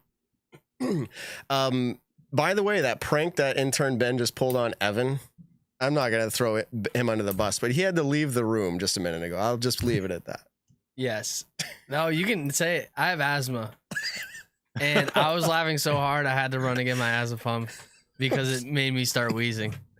He's like, I wasn't breathing. I was like, That's pretty funny. Hey, I'm glad you had it with you and didn't have your girlfriend drive it to you all the way to the Blue Sox game. And people always wonder, when is intern Ben going to get his promotion from intern? And this is why I don't get promoted, because I pull these hijinks. So yeah, he pulled the hijinks and he on accident brought Paul McBeth up last week. Like just like we're talking and then boom, there's Paul. He's just gonna stop making mistakes. Yeah, exactly. And that's when you get promoted. That's when I'll be on. Harry, you back? Or? Well, we can see Harry, but it shows us like red cell bar, bars, like it's red. So your internet connection is really not good right now. I've lowered the bit rate just about as far as we want to. So if he can hear us, either try to get to a new location, get on something else, Wi-Fi. Yeah, drive to Starbucks. We'll figure it out. Okay. While we wait for Harry to return, people wanted us to talk about AB, and we will do that. So let's do that now. And if Harry comes back, he can continue the conversation. All right. We're going to start off with, what do you guys think about hole 16 at the European Open? Well, that's hole 16. That's not AB. Well, let's do them both. No, but we're going to talk about AB because of hole 16. Okay, but there you go. Yeah, let's just talk about let's get it out there. What do you guys think of hole 16? Fantastic hole. Yes. Well, so hole 16-1, I want to describe the hole too, because we say all these numbers and we watch all this disc golf. A lot of our viewers paint us they probably the know picture, exactly Evan. Paint us a picture. I'll do it the best I can without ever being there. You have a tee shot. I believe there's a couple trees in your way. It's kind of a 2A OB lined fairway, and it's not an incredibly hard fairway to hit, but it's still a placement shot to then have the shot to the island. And the island, Paul was explaining it to us last week. It's about the size of a circle, and it's kind of cut off at the top with OB long, except they use the bunker rule. So what that means is if you miss the island and you're out of bounds, you don't get an out of bounds stroke, but you have to rethrow. So it counts the stroke you just threw because you threw, but then you bring the disc back to where you were and you throw again. So if I threw on the fairway 1 and I throw 2 to try to make the fairway, but I miss, I'm now throwing 3 again from that same spot. Grab a new disc out of my bag and throw. If I miss, then I'm throwing 4 from the same spot, grab a new disc out of my bag. And if I make it, then I go on. now moving into that, and by the way, Harry's back. And Harry, we will continue. Harry, we're talking hole 16 European Open. Yeah, we will probably come back to ask you a question, but now you're right in the middle of this one discussion. So let's carry on with this, and you can participate in this too. We'll let you do that. But I was telling someone at an AM event yesterday or over the whole weekend, because my kids played too, when you make a shot, you have to be convinced that it is the right shot to throw, not based off of the result. Like, you need to be sure when you're throwing it that it's the right shot, no matter what the result is. You go, it went out of bounds or whatever. Like, it was the right shot. I didn't throw it right, you know? Because in my head, I said, man, do you want to see AB after he threw OB? Just go, you know what? Toss up closer, try again from closer, and just walk away with like a bogey. But he proved that he thought it was the right shot. That's my takeaway. To repeat it so many times, he's like, this is the right shot. I'm not throwing it right. Do you think it was a choke? Harry, did you get a chance to see this event or at least watch how that played out? I saw a little bit of it, but I saw AB play that hole in full. So yeah, I saw it. Yeah. So what's your take on it? First, do you like the hole? Second, what do you think about his play on it? Was it a choke? Was it the right shot? Like, what do you think? Yeah. I do like the hole. Like, coming down the stretch, we see, it reminds me of hole 17 at USDGC, which has the same rule. And it's, you have to overcome that test to win the major. And we see the same thing here in hole 16 as a second shot. And I think it's pretty cool. I don't really want to throw him under the bus. I mean, it's not like if he had executed it, he would have won for sure. And he just choked it away. I mean, he's still young. I feel like the word choke is tossed around a lot in sports. And I mean, for lack of a better term, you can kind of say it was. He definitely gave up the lead on that hole. But was it because he was nervous with his position? Or do you think he pumped it because he was so pumped? Like, when I used to play in a band, we'd practice. Yeah, some people are like, Matt was in a band. Yes, I did guitar and I was a lead singer. Now, when we would go out on stage, everything would have way more punch to it. Sometimes the tempo would be a little bit more. And it's because of the excitement, the adrenaline, right? Do you think that's what happened to him? Because he was throwing his shots long. Do you think he was just like full confidence, just like it wasn't a choke? Well, yeah, I mean, I was just about to say that. It was kind of weird. I saw it like the first shot went long, and then the second shot went long, and then the third shot went long. I mean, obviously, I've never been in that situation, like competing for first at a major, and it must be pretty stressful. But from the outside looking in, it was obvious to me, like, all right, take a little bit off the brakes, try to throw it a little higher. Maybe it will stall and get to the ground, but, I'm sure all that went through his head too. But yeah, I was confused to see him go long consecutively that many times. Yeah, I mean, realistically, if we're talking about AB's shot, take out the hole in general, but talking about AB's drive, probably a little bit more pinched on that deep OB than he wanted to be. I did watch him in round 3 or round 2, I think, where he did take a 3 on the hole, because I think he went 6, 3, 4, 8 on it. But in round 2, let's say, he threw what I would assume is probably the Crystal Raptor and put it 10 feet from the bucket. I mean, you go with the shot that you feel most comfortable with, and he went to execute that. I mean, some players, Corey Ellis, I'm pretty sure went par, birdie on it, laid it up every single day. And then in the final round, to kind of put the hammer in the coffin, against AB at least, was to run the green. Fortunately, he made it. I mean, we can all look at it now as kind of sports people and disc golf, just content people of, yeah, AB totally should have laid it up after the second shot, after the third shot. I mean, AB did what he was confident in doing, which was probably his game plan all week, was to run that island. And he just missed it in a pristine opportunity where he needed to make it. I mean, you could say he was a little bit pinched off. He should have laid it up. I don't think that's a bad thing to say at all. I mean, we can say Nick, that now because of what happened with the Tin Cup, but you can say it's like, hey man, you're a little bit tighter than on that OB than you should have been.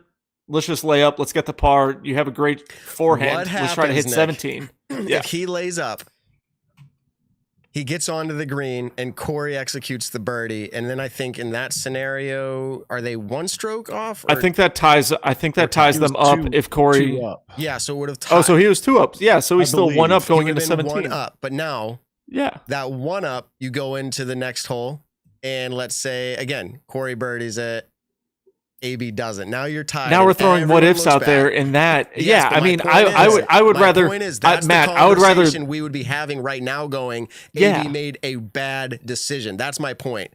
And I'm saying Okay, that's we hindsight. could say, but what? Okay, so if we said if AB laid it up and then lost the tournament because he laid up 16, we could have said, what if he ran it and took an 8 though? How would you rather lose? Because we can That's what the throw at every conversation single is, what if either though. way. But yeah, exactly. I My mean, point- realistically, Did you hear my point? My point is that he made the right decision.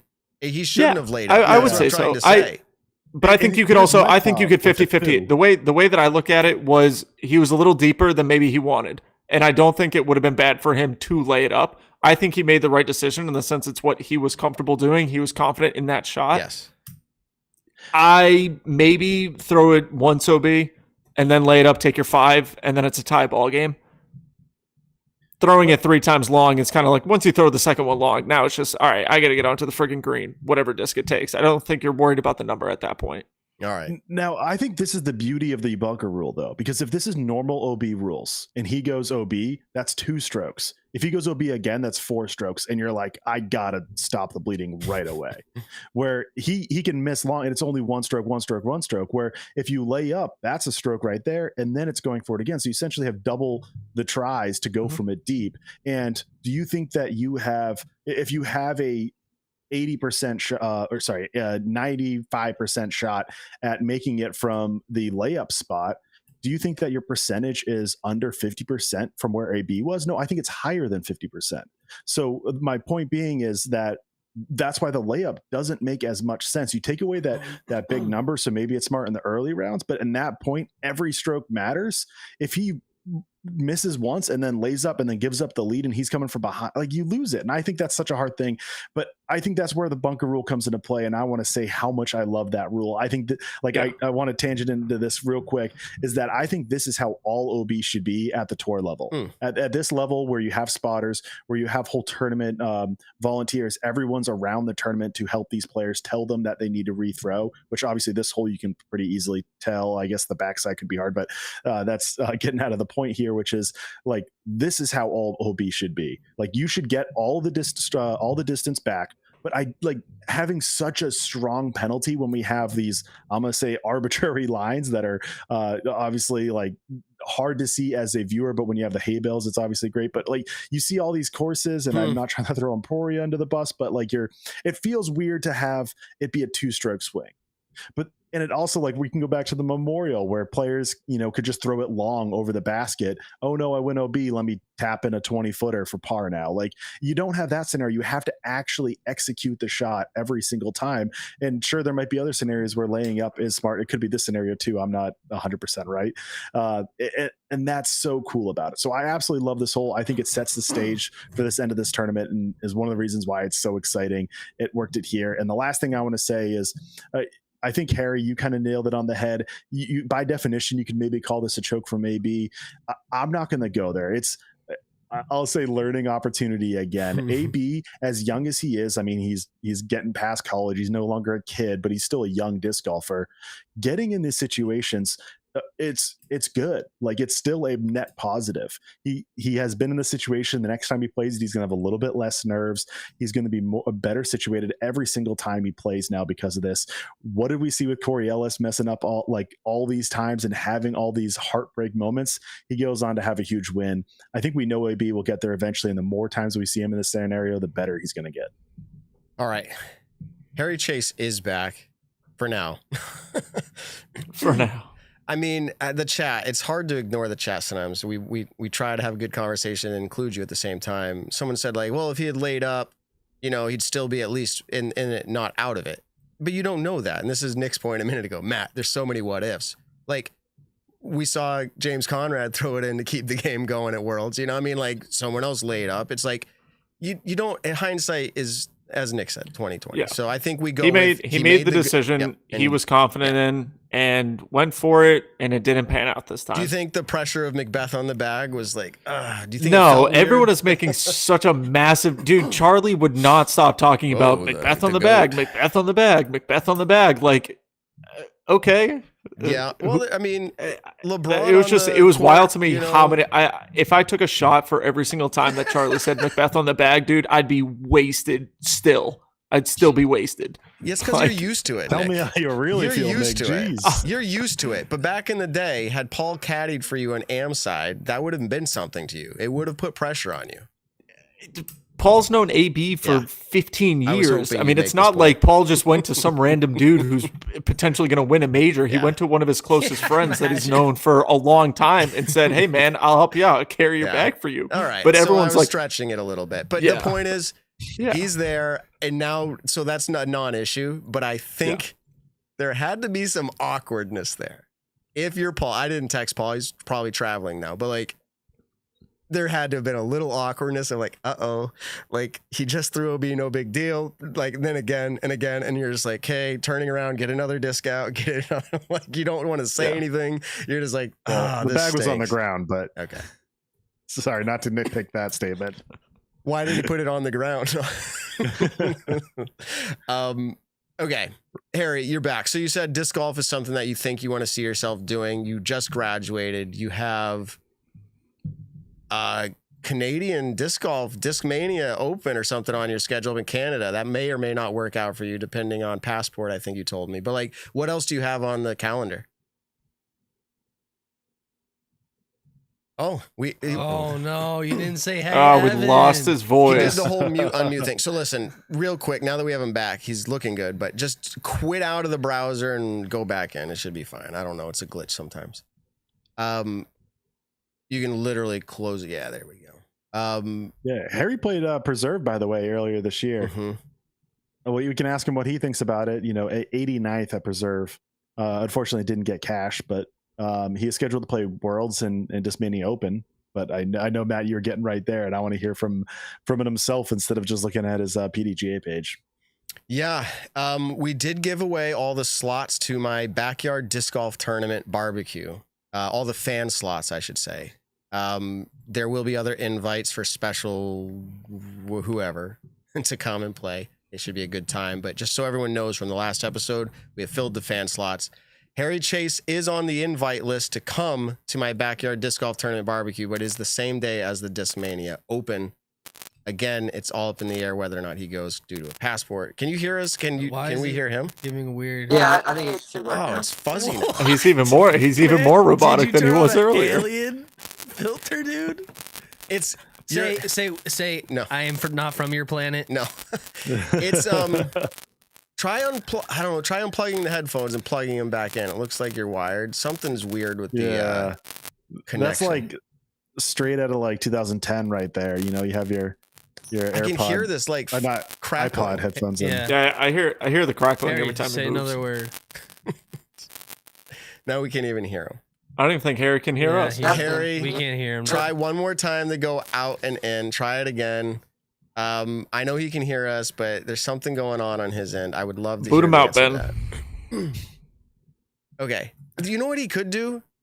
If you could still hear us, Harry, just take out the headphones and just use your phone straight up, but maybe close out and come back in. Close out, come back in, and just go straight up, no headphones, maybe. All right? Yeah, we'll see if that works for him. I don't know if he can still hear me. Can you still hear me, Harry? This is the nature of a live event. Sorry. No, I don't know what he's doing. He's just on his own in the green room. Okay. Again, while we wait for him, if he's able to make it back. Private courses. We've talked about best thing in courses the so world. much over like the past years. I think it was one of our first topics ever, Nick. Like one of the first in the first few episodes. Probably. And it was about the Beast. Or Yarva, sorry. Yarva, we probably talked about the Beast too, but no, we didn't talk about it because that's probably a public course. Yarva, though, yes. Now how about the audio, Harry? Hello, world. Can we continue? Welcome to planet Earth, Harry What? Aliens. Something really weird, dude. And I don't know what it is. I don't think it's our end, but let me. Hello, world. Yeah, Was it we're- not coming out of the headphones earlier? I don't know what it is. It might be like, I don't know. My Harry, say laptop's take me pretty to your beat up. leader. I don't No, know. no. Real quick. I'm going to try to do it one more refresh on this side just to see if it does anything. Like reconnecting him. Yeah, now it's making a weird scraping noise. Yeah. No. Oh, Ooh. it's gone. Are you there, Oops. Harry? Scraping's gone. Yeah. Hello. Harry, you sound a little bit better, but it sounds like you haven't hit puberty yet. So you sound like you're a 7-year-old boy. It sounds like helium. It sounds like you just took in helium.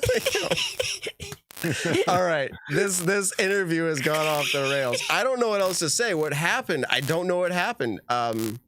I'm trying to think of other options here. We could do a phone call, but sometimes that feels weird after a little bit.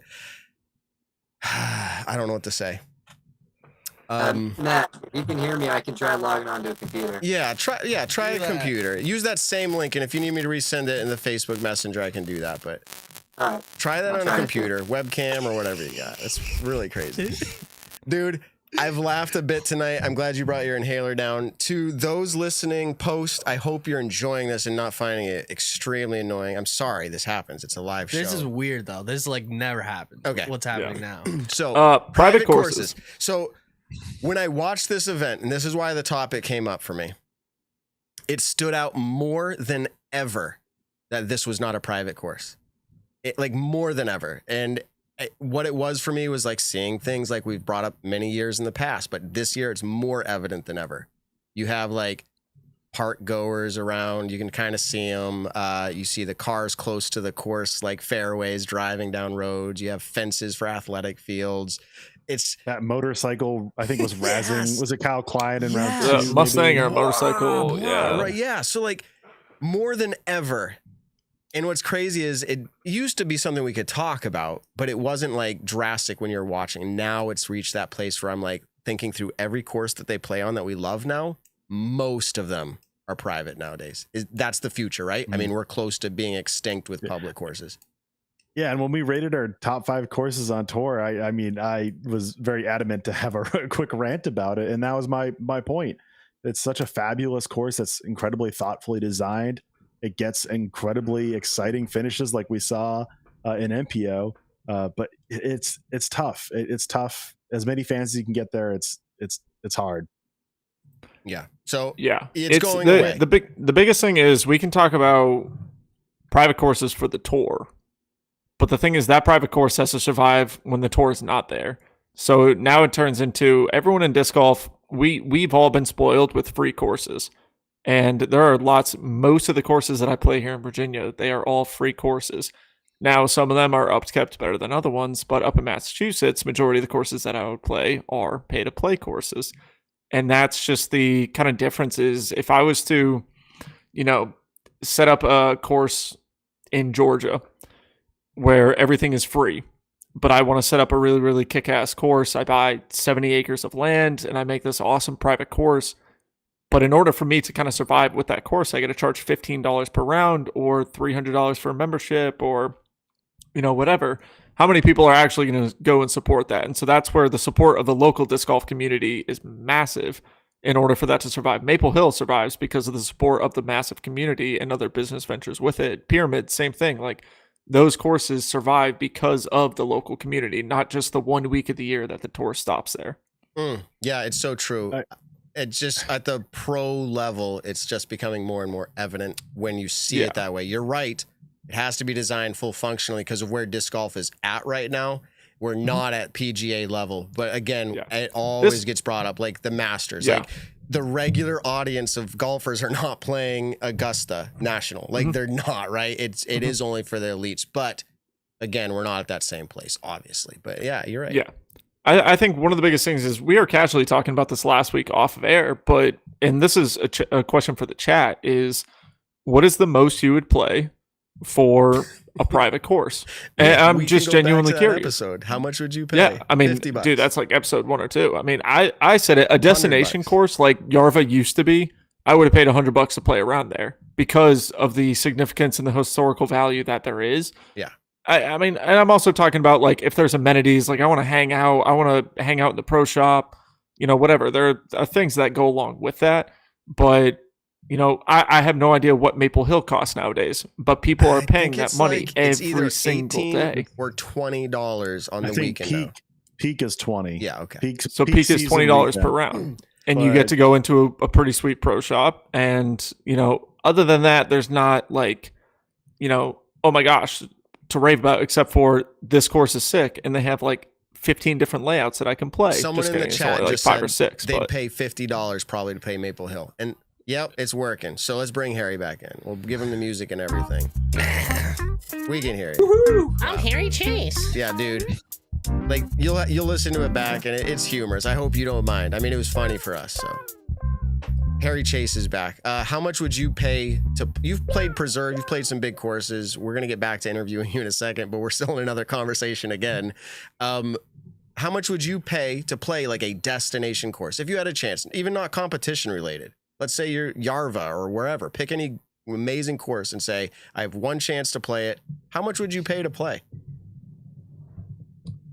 I would say for anything that's in ground right now, I think $20 would probably be the limit I would pay. You travel all the way out to Europe and you're like, dude, Yarva's right down the road. I have one chance and they're charging $50. You say no. What's up? I don't really have a job, so you just made your highest earnings in a PDGA event, dude. You got money. You're disc golf rich. A tiers, baby. That's for funny. a course that was like actually like our true destination, I would pay 50. Yeah. Okay. Yeah. That's so Now, funny. what about non-destination courses? Like, hey, you're driving through an area and it's got a 4.8 star rating on UDisc and it's a pay to play course. Like, are you thinking $10, $15, $5? Or are you trying, or at that point, are you trying to just find a free course that's got a 3.2 star rating? No, I don't mind. I mean, 4.8. I mean, that's high. I mean, I'd pay $10 or $15 for that. And my local course is $5 cash, and you know, I don't mind paying that. I mean, compared to ball golf, it's kind of like nothing, and most courses aren't free anyway. So no, I don't mind it. And you know, I played up in Maine a good amount, and those courses are all, you know, $5, $10. So yeah. I mean, if there's two similar, I'll probably just go to the one that's free. Right. But you know, I don't mind if $5, and especially if it's worth it. Yeah. And they take good care of it. That's the other thing. Yep. You know, if the fairways are clean and they're actually putting work into it, and definitely worth it. All right. The last question we'd asked you, and now you have great. Everything's good. We're golden. Green cell phone bar coverage or whatever. Wi-Fi, you're good now. So we said Discmania Open. You are on Team Discmania, correct? Yep. Okay. So Discmania Open is happening in Canada. Is that on PEI, the island? Yes, it is. Okay. And I already threw it out there, like passport possible issues. I mean, or are you going to get it or you don't know? It's up in the air if you're going to play that event. Yeah, I just applied for it, and I guess they're taking a little longer right now. So it's like slated to arrive about the week that it is. Ooh. So I'm not really sure. We'll wish the Go best for you on Express. that. Well, I have either way, you know, I'll be at the. I mean, is that public? Am I allowed to say Yeah, that? you're allowed to say it. I told him you got like the last fan slot, so you get to come. Man slot. Yeah. Oh, I'm going as a fan. The chat, you hold down the chat. Oh. Well, you could be a celebrity if you take down another event or two. It's true. Yeah. I like that. You gotta. Oh, Here's God. the deal. No, I'm just joking. But yeah, we no, need it. So either way, Paul I'll have something to Kranz, do. shout out. Now I'm telling everyone their itinerary of people. Paul Kranz will maybe be there. I was trying to put these head-to-heads out there that I can watch while sitting on my deck enjoying barbecue. So it's like my entertainment. It's like play. I'm gonna watch live disc golf, but no, that should be a good time. So I do hope you're able to play one or the exactly. You're gonna have fun either way. What's your next event besides that? Like on the tour schedule, is there any? I mean, you can't get into Maple Hill, I don't think, unless you know something I don't. Are they doing slots for that now? Like, or are you playing Worlds somehow? Like, what are your events for this year? Yeah, I'm playing Worlds, so I'll be there in Vermont. Excited for that. And yeah, like you said about MVP Open, I'm not sure what they're doing this year. I know last year they had the qualifying spots, and they actually let a lot of people in from that. But it seems like they're probably going to make it more exclusive every year, and we'll see about this year. But I'd love to play it if I had the opportunity. What's crazy, and I'm just thinking out loud now. Again, I will use the word fluid. I know the Disc Golf Pro Tour, it's a fluid situation with everything FPO related. That could all change. Could. I guess I'm kind of holding out hope, but if it didn't, man, they could open up a lot of spots and bring in more money for the MPO side, but I don't know. Who knows? But nothing else right now. So Worlds, and I'm excited to hear that you're going to be at Worlds because now a lot of people listening here are going to recognize the name Harry Chase when you're climbing the leaderboard. So that'll be great. Yeah, what are your thoughts going into Worlds? Are you like what I say maybe goals? You've played Brewster Ridge Open a few times. You played GMC last year. You tied Simon Lizotte, but you know, it was the tight playoff field, so ultimately didn't get cash. You mentioned playing it as a junior too. Is that a course that you're really comfortable with, that you think you can shoot really well and climb the leaderboards? Oh yeah, definitely. Like you mentioned, I mean, I was there as early as 2018, playing that tournament, and the first time I actually played disc golf at all was in 2015, and it was there too. And then yeah, so I've played GMC last year, the Bro twice now. You know, obviously I like playing practice rounds and stuff, but I feel like I know the course super well. And, you know, I'm not trying to put any expectations on myself, but I really think with a good performance and playing how I know I can, that I'll be in the cash. So trying for that. What did you average? I'm trying to pull it up this past weekend for rating wise. We use ratings obviously to get an understanding of how you performed. I thought I saw like 1,000. I got him at 1036. 1036 average. What was the hot round? Do you have that, Evan? At Warwick? Yeah. It's like 1058, your last round, wasn't it? Or 1064? Yeah. I think it was came in at 1060 on the dot. 1060. Yeah, because you went what? 10 down blue to blues and then 11 down blue to blues. Just by score to par. Yeah, solid. Yeah, we were watching Harry. Down. Me and Cody, and actually all the boys. We were talking in our group chat. We're like, dude, Harry is smoking everyone right now up at Warwick, and we were laughing because the first day we were on Friday. I played an A-tier Kinder Crusher. I'll shout that out in a little bit, but Fish came to that one, and we were wondering why he wasn't up at Warwick, and he was like, it's in Maryland. I mean, like the tournament that we were at was in Maryland, so he's like, hey, it's just too hard to beat not coming home. Yeah. So incredible performance again. People are in the chat. That's why I was bringing it up. People in the chat are like, "Who is this? Who is this Harry?" And they say Harry Chance. Harry Chance, an up and comer for sure. Harry, you again. I'll just throw it out there. Maybe it doesn't sound like accolades, but to beat Steve Brinster by 10 at a course. Was at his courses, right? Or no? Maybe not. Whoa, one of his local ones. Okay. Yeah, Warwick is like the course. I actually remember doing a stat for this. I don't know if it was last year or the year before, but Fish won this numerous times in a row. Brinster won it. I think it was like 10 times in a row. Fish even like commented on our stats saying that it was before being called the Warwick Disc Golf Championships. I think it was called like Animal something. If I'm remembering right. I mean, I'm not 100% sure. So like Brinster has won this so many times in history. Yeah. It's you know, people mentioned Paul McBeth at Memorial. Think that level, like dominance. You think of a player with that tournament. So beating him by 10, you think like that's a huge accomplishment.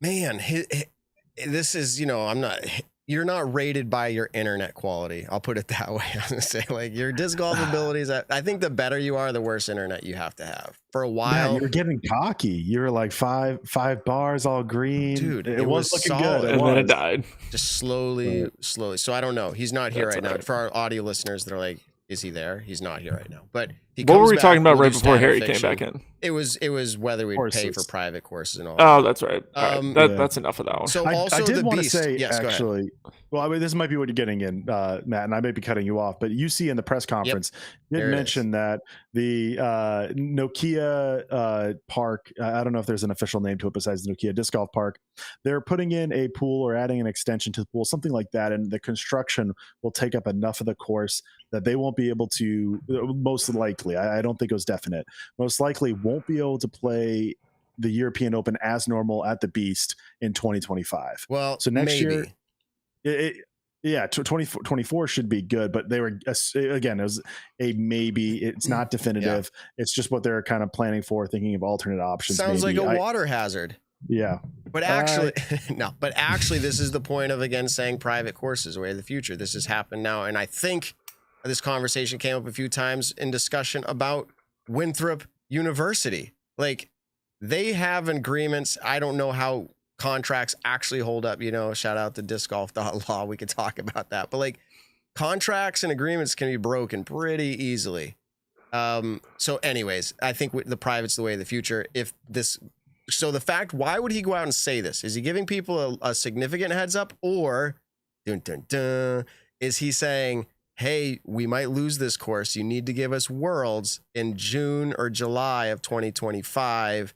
That's our last chance, because we're going to have that course in Tampere, or whatever you say it. Tampere. So yeah, in tandem. I mean, at the same time, they could probably get another course that I don't know if it's going to rival the Beast, but at the same time, they could probably get a more open course if they want a World. It's not like if the Beast goes away, they'll never get a bid for Worlds again. I can't imagine that's the case. But I'm not like, I'm not a Finnish expert. They have a lot of great courses. Obviously, it's still a big enough country. It's not like every single city's touching each other. If you host Worlds in Finland, it could be a handful of different cities that could potentially host it. But Tampere and Nokia are right next to each other. So I know that was kind of the rumor or plan on the bid to have the Tampere disc golf course that we have seen. I mean, I was saying it in the group chat how excited I was, and that everyone should go and watch that from, I think, the Prodigy Disc Pro Tour last season. I think Gatekeeper had it on their channel for English commentary. That course is absolutely phenomenal. It's a mostly wooded course. It works out super well, but I think you still do need that open spectator heavy course, and the spectators we see at the European Open, you got to fit them in somewhere. So they might need to find a property that can fit all of that. Yeah. Okay. Harry, the last thing we heard when you were leaving, it sounded like you were typing, and it wasn't typing. Like, we knew you weren't typing, but it was like this, like, type sound. People were like, who's typing? So you're bringing us a lot of entertainment tonight. But let's go ahead. If you're ready, Evan, let's get into stat or fiction. Intern Ben, let's can you do hit it. that for us? Yes, sir. You know this game, Harry. This is your chance to play it. Presented by Statmando. I don't know where the voiceover is anymore, but Evan, bring us the game. Harry's been a fan of the show for a while. He knows how it's played, so just give it to us. Awesome. Well, the fans at home might not know, but they can learn it as we go if you're a new viewer this week.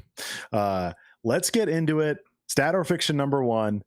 Kristen Tatar, and I got a lead in stat here. I always got to preface that. Kristen Tatar earned $8,250 from this win.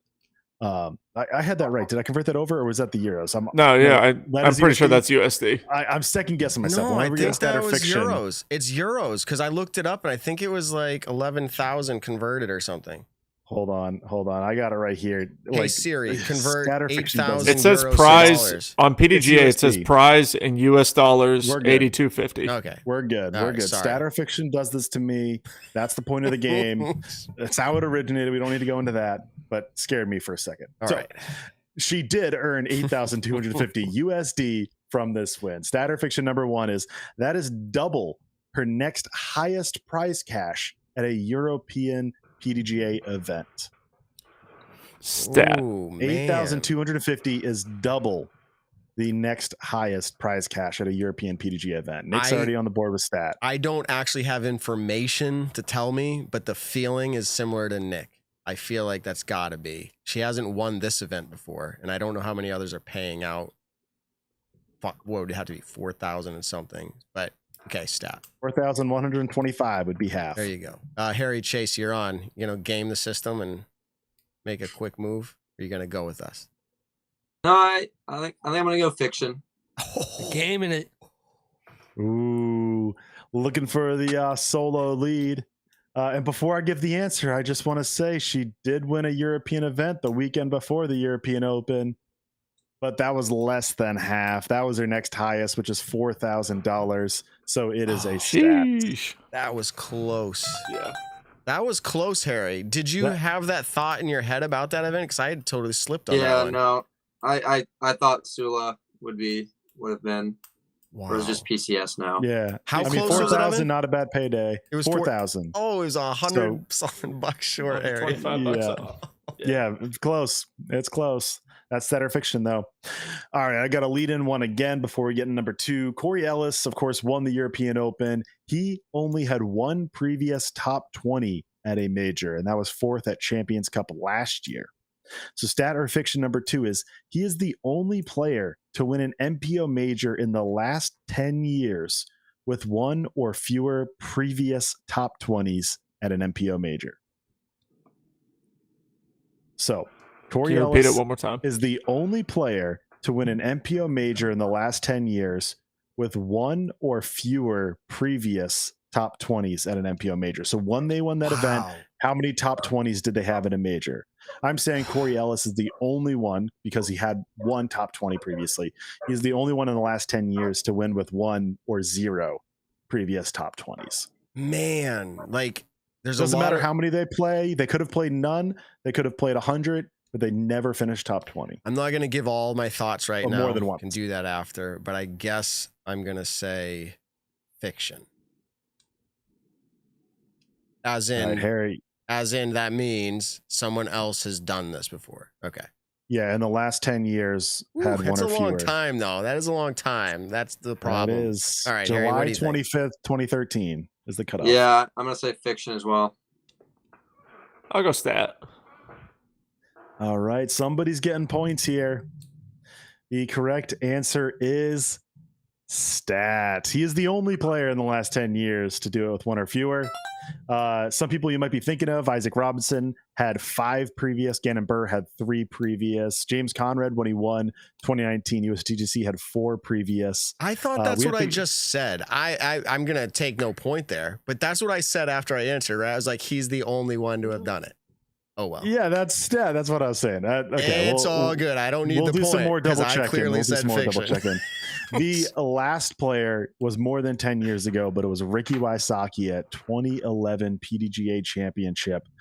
Did it with only one previous top 20. That was only his 3rd major I start. was going to say, because he won a major very early in his Elite Series career, didn't he? Yep. Yeah, 3rd major event for him.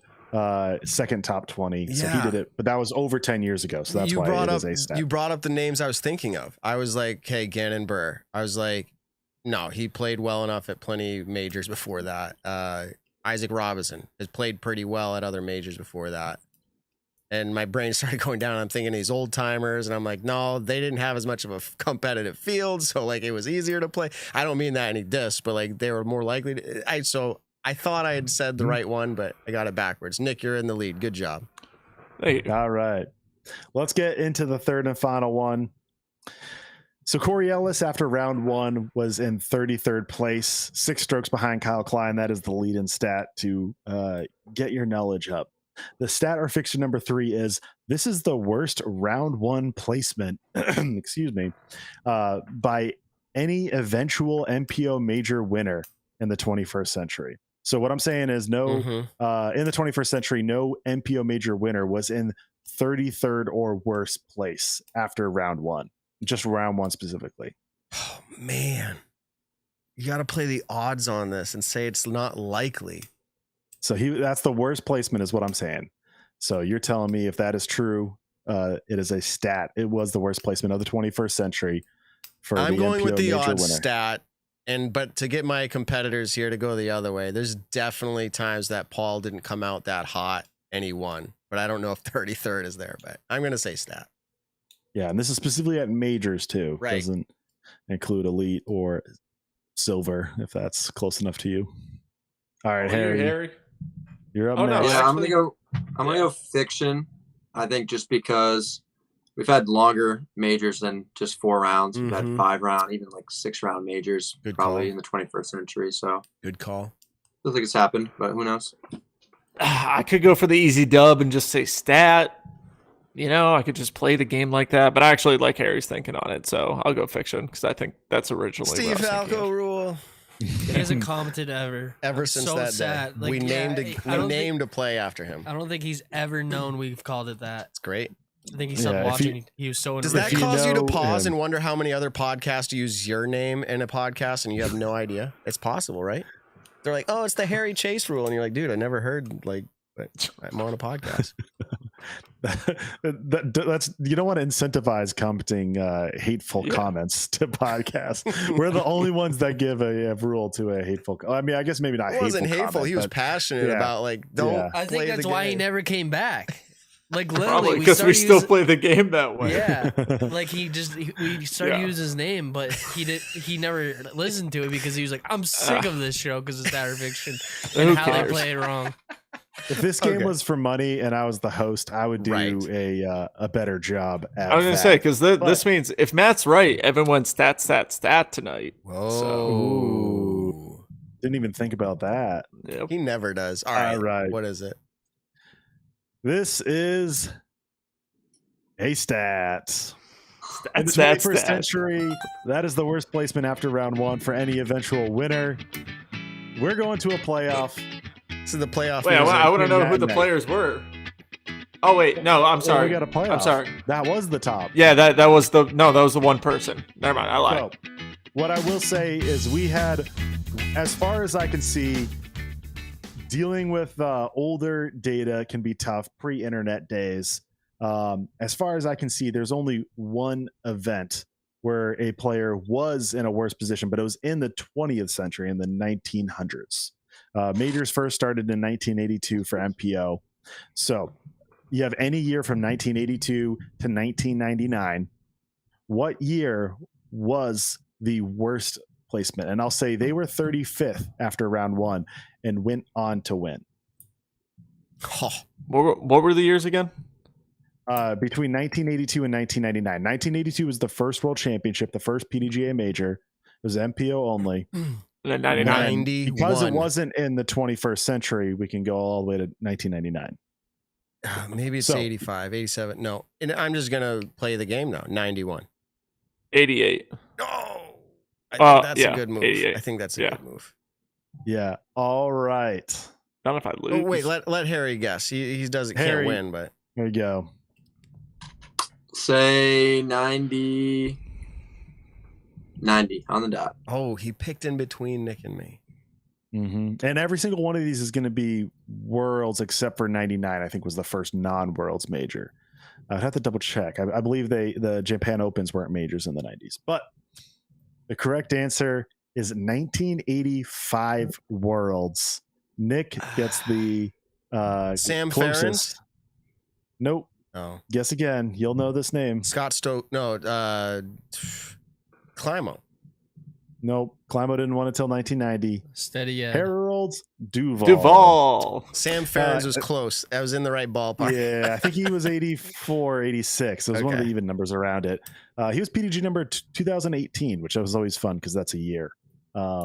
Obviously, we're past that year, but it was a year. So it was that we know. 2017 and 16 Stop it. But his in PDG number- 1994. So he was 4 strokes behind the leader after round one, but it was a packed field. I say this, sometimes you can hover over the round and figure out what layout it is. I'm not a historian of 80s world championships. I would believe at that point they were all playing the same course on the same day, but there's always the chance they're playing different courses, whatnot. I mean, there's a lot of players close, so that's very cool to see. But of course, it was so long ago, can't 100% confirm. But that is my assumption that was the lowest place anyone has ever been after round one to then go on to win a major in MPO. Wow. Well, 85 was a good year. It was the year I was born. That was one of the. Oh, look at that! I did not even know that. I guess, yeah. Stat or fiction? Stat. You said 1985 in one of your 4 guesses. I know, so because fun. I felt like in my head 85 stood out, and I was like, no, it's just your year of birth, dude. That's all. But I remember applying that there was a big Worlds, and I was like, oh, it was 85. But anyways, Yeah, good and game. that was in Tulsa, Oklahoma. Dude, Junior Worlds. Not that everyone loves Junior Worlds. I do. We're going there next year, Tulsa. Oh, Okay. very cool. Back to kind of some of the roots, of disc golf. But Mhm. All right, well, that was a good game, Harry. The in and out that might have actually did more than Gannon Burr has done on our show when he's gone in and out a few times. That might be our new record. Definitely new record. Yeah, that might convince me to get off Boost Mobile. That might have been the reason. I don't know. Boost You might have to wait Mobile. until you get a That's job to great. get off that one. So we always ask people if there's a way to support you. Do you have any way through sponsors or anybody else, if they use a code or anything, can they support you? I would say the only thing right now is my Instagram, Chase the Chains. I will be probably posting in the next 2 or 3 weeks my fundraiser disc for the year. So it's not immediate. I don't have anything set up right now, but Well, let us know when you get those as well so we can re-shout them out on the show. yeah. So stay tuned for that. Thanks, Nick.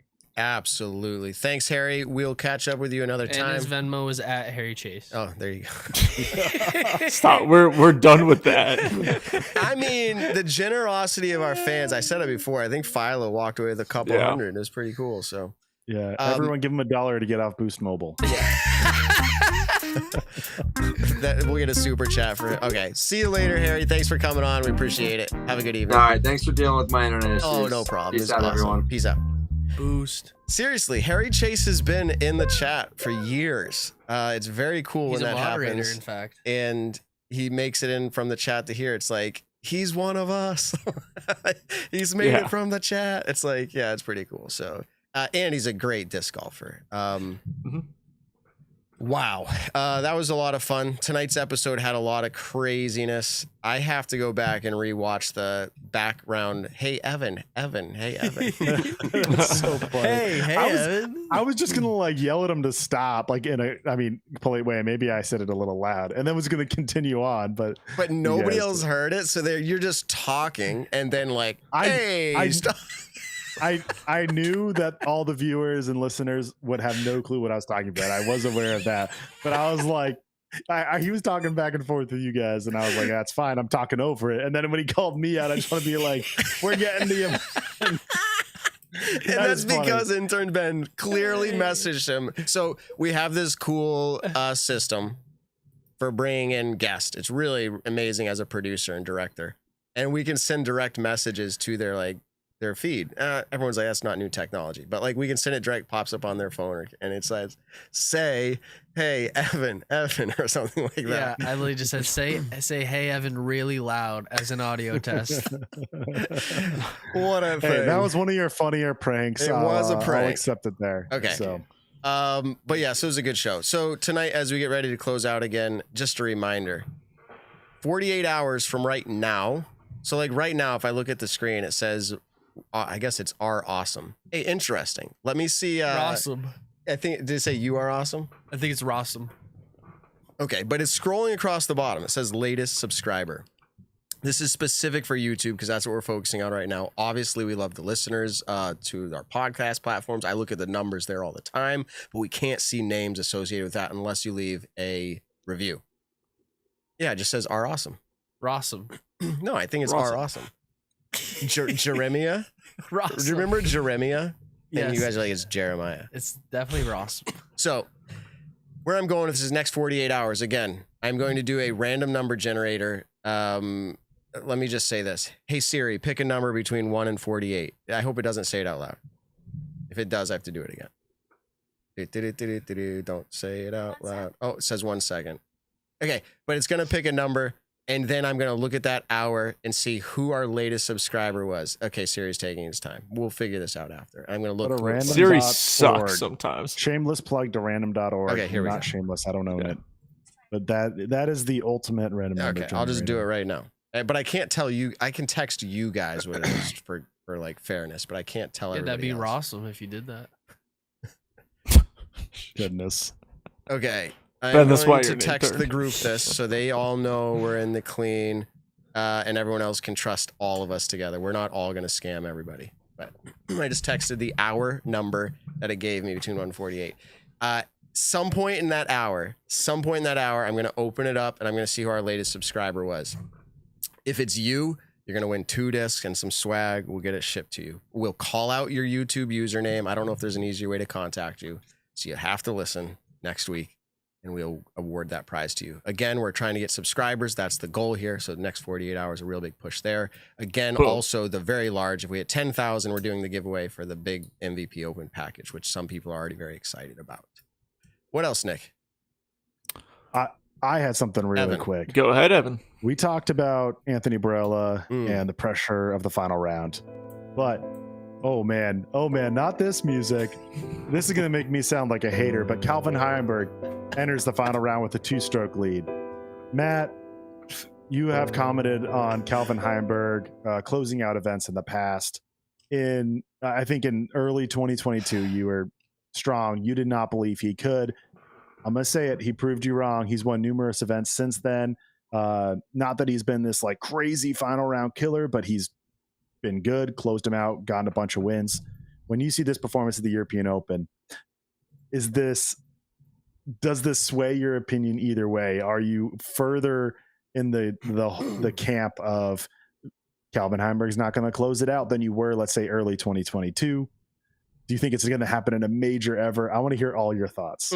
So that's the first time anyone's ever told me they want to hear all my thoughts. So I appreciate that. Yes. It's really I might nice be of the you. only person, but I do want to hear It's them. very interesting. So if we go back to 22, I was being as straightforward as I could be, and I think most people would agree with me in some way that he was the best player to not win. You could pick him to be in the podium every week, and it would be a good pick. But you wouldn't pick him to win, not because he couldn't, but because he wouldn't. Some reason, somehow, some way. And that's why I was just like, hey, this is an easy bet. It goes back to, like, it's 2 times in one show, Paul saying you can count on Ricky to choke. It's like, at that point, it seemed like a good bet. It's changed. And that's what happened this year. I said, man, he's coming out. I'm going to make a pick to pick him. And I did, and he won. That was the first event of the year. I was like, wow, look at that. He seemed unshakable in the sense of like, it looked like he could care. He wasn't caring very much. He just throws his putt. I love how he plays. He did it a few times. And then the last few weeks, it's really weird because the effort, it almost looks like he doesn't care.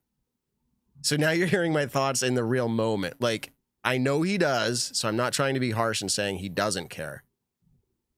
But it's just like, he's just like, all right, I'll just throw my shot, whatever. And maybe it's a good disc golf mentality or just golf in general. But his putts, specifically his putts, they seem to be coming out somewhat, it's not rushed. And I don't even think it's lazy, but it's got this weird lackadaisical, like just boop, and it's not working. That happened at Preserve. I was like, what is going on? Like, this guy, like, he's in this funk right now to where I'm not ready to pick him again. I'm going back to 2022, Evan. But if this was a 3-round event, he would have been the winner. I mean, obviously, pressure aside, but I mean, to get the lead through 3 rounds, there's still pressure to get that point. Maybe not final round pressure, but like if it was an elite event, he could have won it. But do you think it's the 4 rounds? I mean, he won Vegas. That's 4 rounds. So it's not just that. Nope. Or do you think it's that major level? He has the most elite wins, 9, without a major win in MPO. Okay. I'm modifying my take a little bit. This is true for every player now, what I'm about to say, not just Calvin. The field is good enough now that you are not going to win just because you're a good player. You have to, on that weekend, do everything better than everybody else. That's what winning is. Like, and I just don't think that, like, we're picking on Calvin because the reason is because he is so good and he's at the top so often. Like, he's in those podiums, so it makes it stand out to us more. But what about, like, Kevin Jones? What about, like, we could pick on every player. Sure, we could pick on Kevin Jones, but, like, Calvin Heimberg won Jonesboro this year. He won Vegas this year. I'm not even looking at silver events, but he won D-Glow last year. He won Jonesboro again. But I think that last highlights year. how good he is and how he can do it. I don't think it necessarily says it's the major. I don't think it's the major. So that wouldn't be my take. You think it's like the Ricky Wysocki take that if the field's there, all the events are the same, that you just beat the field that's there. You don't care about the PDGA tier. I feel like that's true for Calvin, especially. That when we ask him, he's about hey, you're number one in the world right now. He's like, oh, okay, move on. Let's go. Like, I don't really care. Like, cool, thanks.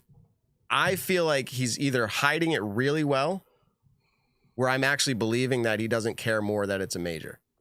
I don't know that he actually cares more it's major, but I don't agree with that take. I think that majors are a higher, more elite. Obvious pressure, I think, is greater, even if it's the same field. I don't know. I think he's just in this robot. That's why he's called Heimborg. Right. I just think he's a robot, and he's just like, hey, if I'm on, I'm on. All right, to finish this out, 2 majors left in the year. We have Worlds at Smuggler's Notch, GMC courses, and we have USDGC for MPO. What are the chances that Calvin Heimberg wins a major in 2023? You right now? Absolutely 30%. zero. I don't know. 30% is kind of high, I would say. Like to win a major in MPO, like 2 chances, 30%, I think would be high. So you're That's saying the when you baseline say I'm saying, for any 30% player. or like 33%, are you saying that there's only 3 players in your mind that could win it, and he's one of them? No, I mean, you could, it's not like it's equal to 2 other players. He Right. could be double, 4 other players. I'm just saying, like, if you had, if it played out 100 times, Yeah. Calvin Heimberg would win a major, one or the other or both, 33 of those times. He's technically got a 50-50 Or 30, shot, I right? He either wins it or he doesn't. Okay, well, So, I mean, like 50%. Oh man. Well, it's 50% whether No. he wins or not. You're right, but Yeah. the No, I know. likelihood of him winning or not changes. Likelihood of actually winning that event. So I just like riling up Evan because it's just funny. Yeah, that was so dumb. I didn't know where to go Yeah. with it. So Realistically, I give him a 10 to 20% chance. I mean, It's still he's fairly obviously high. You think he's about it. obviously one of the what's best the players. most amount of money you would bet on whether or not he would win this year? That's a different way I'm looking at it. And in my mind, if I was actually doing real cash out on the table right now, I would probably only be sorry, honey. No, I'd only be willing to put out. If I would say I would $20. triple your money, I would triple your money if like so if you bet $20, I will give you $60. Yeah, $20. I guess that's technically. I'm not so willing bad at to remembering odds. I'm not willing to put out more on that. Like if you said Ricky or like Paul, it depends even on the in odds this day and too. age, like I would put a little bit more on them. But like, But you wouldn't get paid out as much. Like so, okay. So let's say this, like Paul McBeth. I would double your money with Paul McBeth, but I would triple your money with Calvin Heimberg. well, not now being it's a official different betting. reason to pick a player. I guess that's what we're trying to figure out. That's where I'm getting is like Paul McBeth. We had 3 people pick Paul McBeth for the European Open. Yeah, he DNF, but he was finishing outside the top 20. DNF or not, like he didn't have it this week. It is what it is. Next major, but it was 3 people's picks. You guys were so confident with him coming off PCS. I'm not blaming you. I'm just saying how it is. Going into Worlds, where he's won that event 6 times, he's finished first or second, 10, 11 times. I forget what the stat is. Like people are going to have him be his favorite, regardless of what he does into the season. Besides him, like still having an injury, who knows how severe it is. But if he is still injured at that point, that would be the only reason people wouldn't pick up. So if I said I would double your money if you pick Paul McBeth to win a major the rest of the year, or I would quadruple your money if Calvin Heimberg did. So you could bet $10 to win 40 or on Calvin Heimberg, or 20 to win 40 on Paul McBeth. Like we don't have to say exact things, but I'm trying to paint the picture of like how you would favor people. Like I'm actually going to go to the point. I would bet money on Calvin Heimberg being the most favored player to win a major. If I was being Vegas, I might say Gannon Burr is higher. But I think Calvin's got, I think it's going to be there. I really do. But you could also say, and this is the fun part of sports, an unfortunate part of sports. Like look at the NFL players that could have been the best, but they never had a Super Bowl or like whatever. Like I feel like right now he's kind of in that where it's like, people are saying he should. And I'm like, well, let's go to 20 more Worlds. Does he win one? There's zero guarantee, but could he have? Absolutely. Could have won probably every single one. So will it happen? You hope so for the guy. Yeah. That's all I'll say. And it obviously should and could, but that's all against sports. You never know what happens. We've seen a lot of crazy things in New England that stole things from other people, and it's I picked Calvin Heimer for European Open. I was just as wrong as all of you guys picking Paul McBeth. But by the way, I don't know. I thought I picked Ricky. By the way, well, you were wrong too. None of us picked Corey Paul Ellis, so McBeth, you're all wrong Nick, equally. you're the inside man. Paul McBeth's so friend, he they would say. DNF'd, and the Disc Golf Network said shoulder. Like that's what they, shoulder. Hey, withdraw. Yeah. He's traveling now. We can't get him on again or whatever's happening. But do you have any inside scoop as a buddy? Yeah, it's literally the most wild story in the world. Whoa. Apparently, it's just like a shoulder impingement. Yeah. Impingement.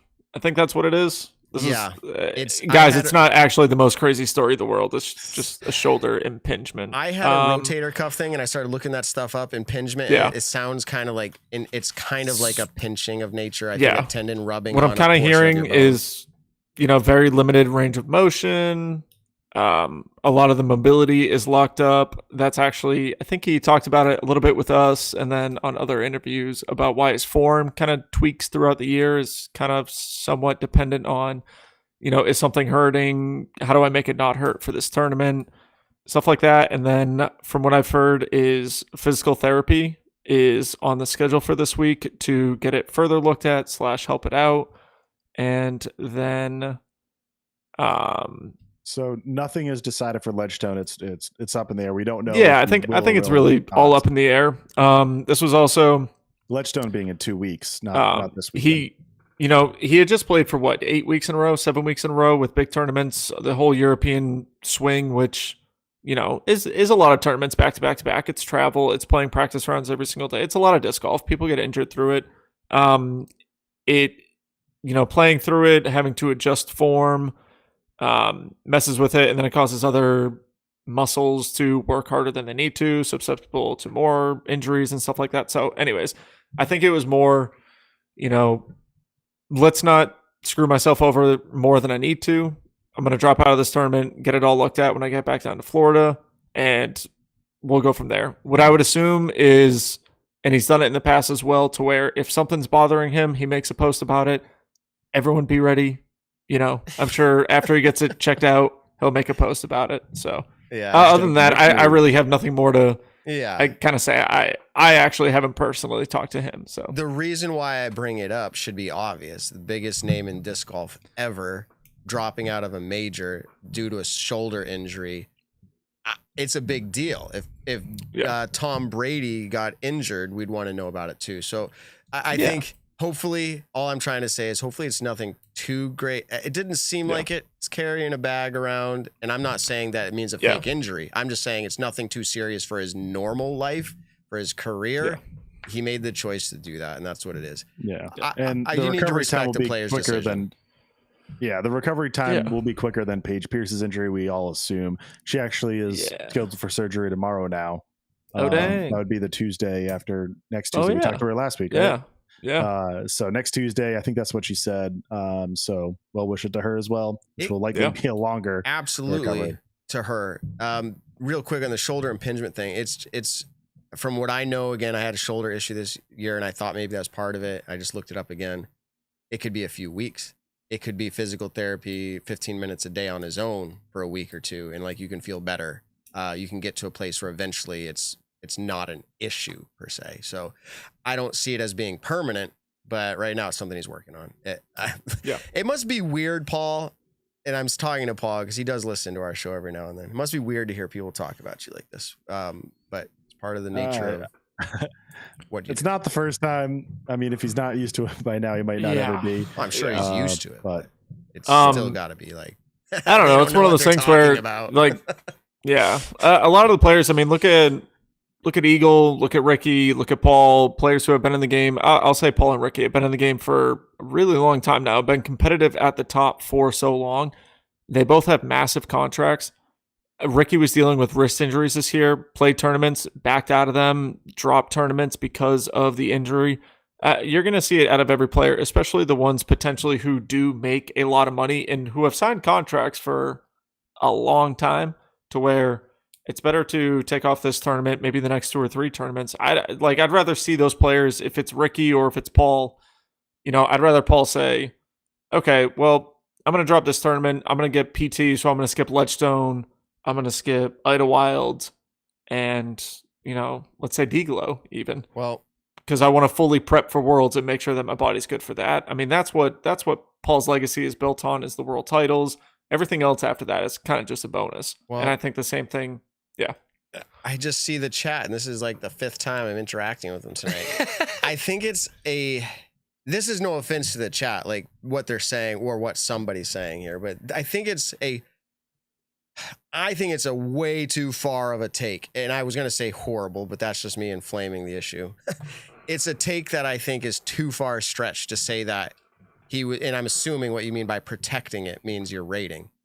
I do not believe that the players at that level, like as a fun interest, they care about their rating. But I do not believe at that level that they actually care. Yeah. Oh my goodness, I'm gonna. I think the last thing that they care about is a friggin' rating. And honestly, a lot of players don't even care about the world ranking, in the sense of we have so many systems out there that are calling one player this, one player that, and realistically, that's the who's the number 1 player in the world right now? Who's ranked number 1? Calvin Heimberg across most world rankings, and Calvin Heimberg hasn't won a tournament in 6 weeks in a row. 6 tournaments in a row. Than that. 7 tournaments in a row. But I mean, we're talking like the players. You can be what was Corey? Let's say the 20th ranked player in the world, and he just went out and won a friggin' major. Like players, that mindset, they don't love it. And I do not know the chatter here at all. I'm assuming the name is Zach based off of the username,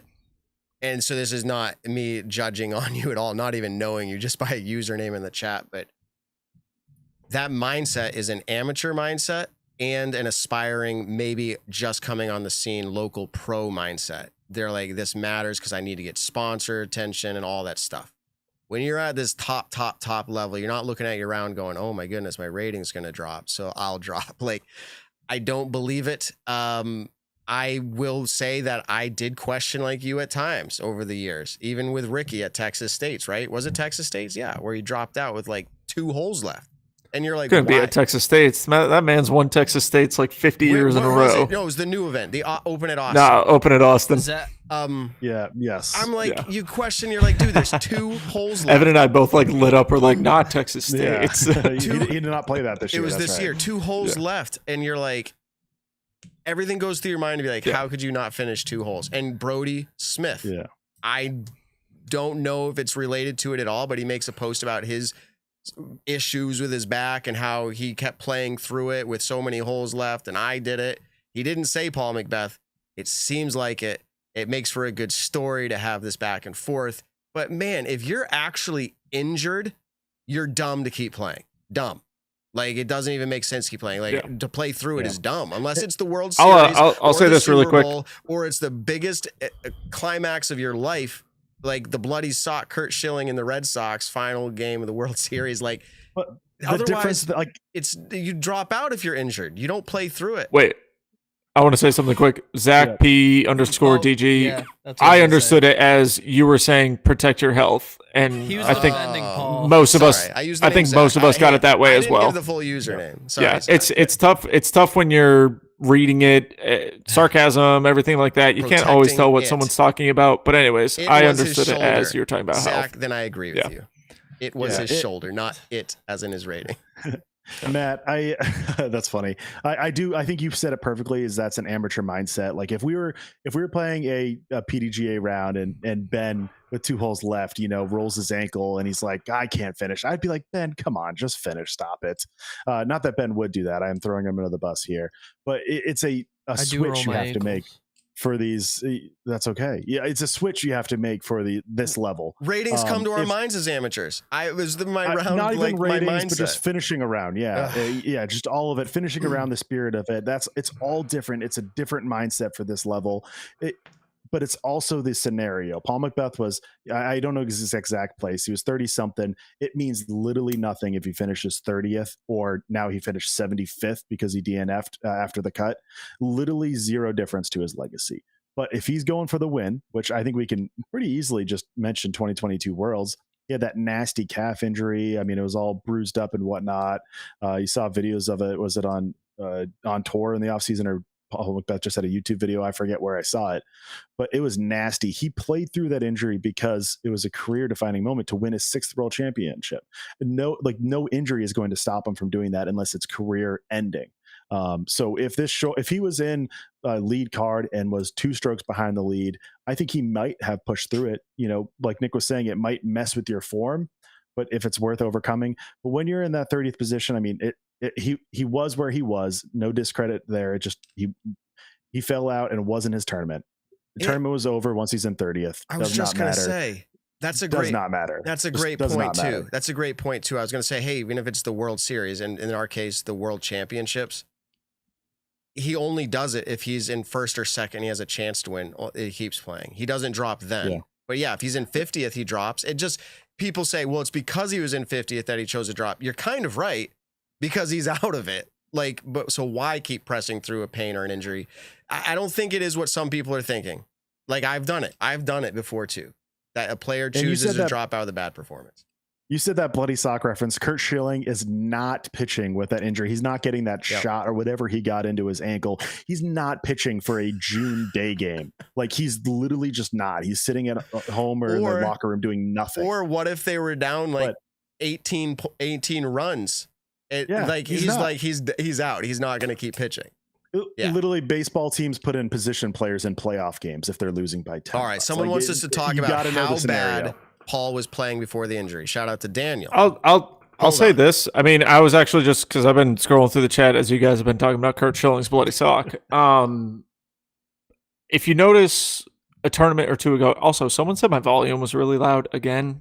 Wow, you must be yelling. Does it sound loud to you guys? No. Quiet down over there. Yeah. All right. I'll try adjust to it quiet later down a for little our bit. audio listeners, as I always do. The live experience sometimes sorry, tough. I didn't realize I was loud tonight. Anyways, if you look at the last 2 or 3 tournaments, you can notice the form changes that he does do in those tournaments. So I'm assuming that during this tournament is not when he injured his shoulder. And I'm also speaking from what I think. I haven't asked him about it. I haven't asked Hannah about it. I'm assuming that this is an injury that maybe either, kind of came back or happened a few weeks ago, and it's just now happening. I don't know. At the same time, I don't think it's something that just randomly happened during this tournament, but I could be completely wrong. But that's just my take on it. Okay. I think my take coming into tonight, and we're late now on this show, is this round was not as bad as you think it is. And people are going to be like, whoa, dude, you're a big Paul McBeth fan. I am a fan, but I remember watching this thinking how many basket cut through, spit outs, fallouts, whatever it was, going, man, those rounds would not have looked that way if those putts stuck. Now that sounds like the mindset of a loser. I get it. He's not the one saying that. I'll say it for him, because when I was watching, I was like, commentary, everybody's like, whoa, like that should have been in, like, absolutely. And people started complaining about the baskets again. So, it's a whole talk. Everybody had to play with them. But if you go back and look at the round, his rounds would not have been that, quote, bad. So I don't think it was a horrific performance. I think the results look worse than what it actually was. That's my take.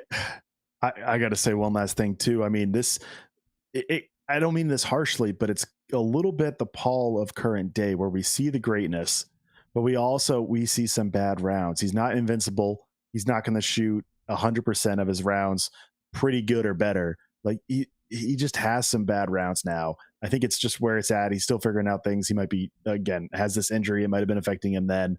There's things that are overcoming. He's not perfect. Just at this current stage, we're going to see a little bit of mix of things. He's not washed up because of one round. He just won an elite event the week before. We saw that. We know he can do it. It's just, it's not a given which one you're going to see or anywhere in between. It's like when we were watching kind of prime Tom Brady. It's like, whoa, he just threw an interception. What's going on with him? What the hell is happening? Like, is he hurt? Is it like, dude, people make mistakes. People aren't always going to be the greatest. We are all screwed by Father Time. Everyone gets older, and there's no stopping that. Our bodies and he's still pretty young over time. He's still pretty young. Don't get me wrong, but at the same 32? time, like, every single time we go out in disc golf, 3? we have a chance. Huh? He's 33. 33. Yeah. Okay. Yeah. That's it's still young. Don't get me wrong. that's and like old for for soccer, and that's it. for a majority of our sports, it's still pretty young. But at the same time, you've been doing something for 16 years, every single week in and week out, with not taking an insane amount of breaks. Your body here and there is going to take some beatings to it. I mean, like every single time we all go out into a disc golf course, we have a chance of getting injured. And I'm not trying to make excuses for, whether it's my play or Paul's play or anything like that. He's played more bad rounds this year than I think I could ever think of in previous years, where I'm just like, whoa, what the hell was that? A 991 rated round or like a 1,005 rated round? I'm like, dude, that's insane. Like I consider that a good round. And he's like, that's awful. So it happens. We were spoiled with such incredible disc golf for so long that every so often we're going to see some bad shots and some bad rounds. It is what it is. People get injured. Shit sucks. But we've made it because we've made it. Yeah. I'm going to try not to talk too loudly, I guess. No, but I want to shout out the whole side, but we'll work on that. It's because you're back in this room now, I think. Maybe it's the echo. Yeah, the echoey basement of the porch. Anyways, I want to shout out the huge Kinder Crusher crew up in Maryland. They ran an A-tier this past weekend that I had the pleasure of playing. Super fun course. Ton of volunteer work went into it. I didn't play great. Had a great time though. And got to see so many people that are fans of the show and just awesome disc golfers. So shout out to the whole Kinder Crusher crew. Saw some of my friends from Massachusetts as well. It was incredible. Oh, and his internet. Oh boy! Tell someone you love him, I think is what he's gonna say. Wait, I'm gonna give him another few seconds to come back in because he's saying something special. So I'm gonna let him say it.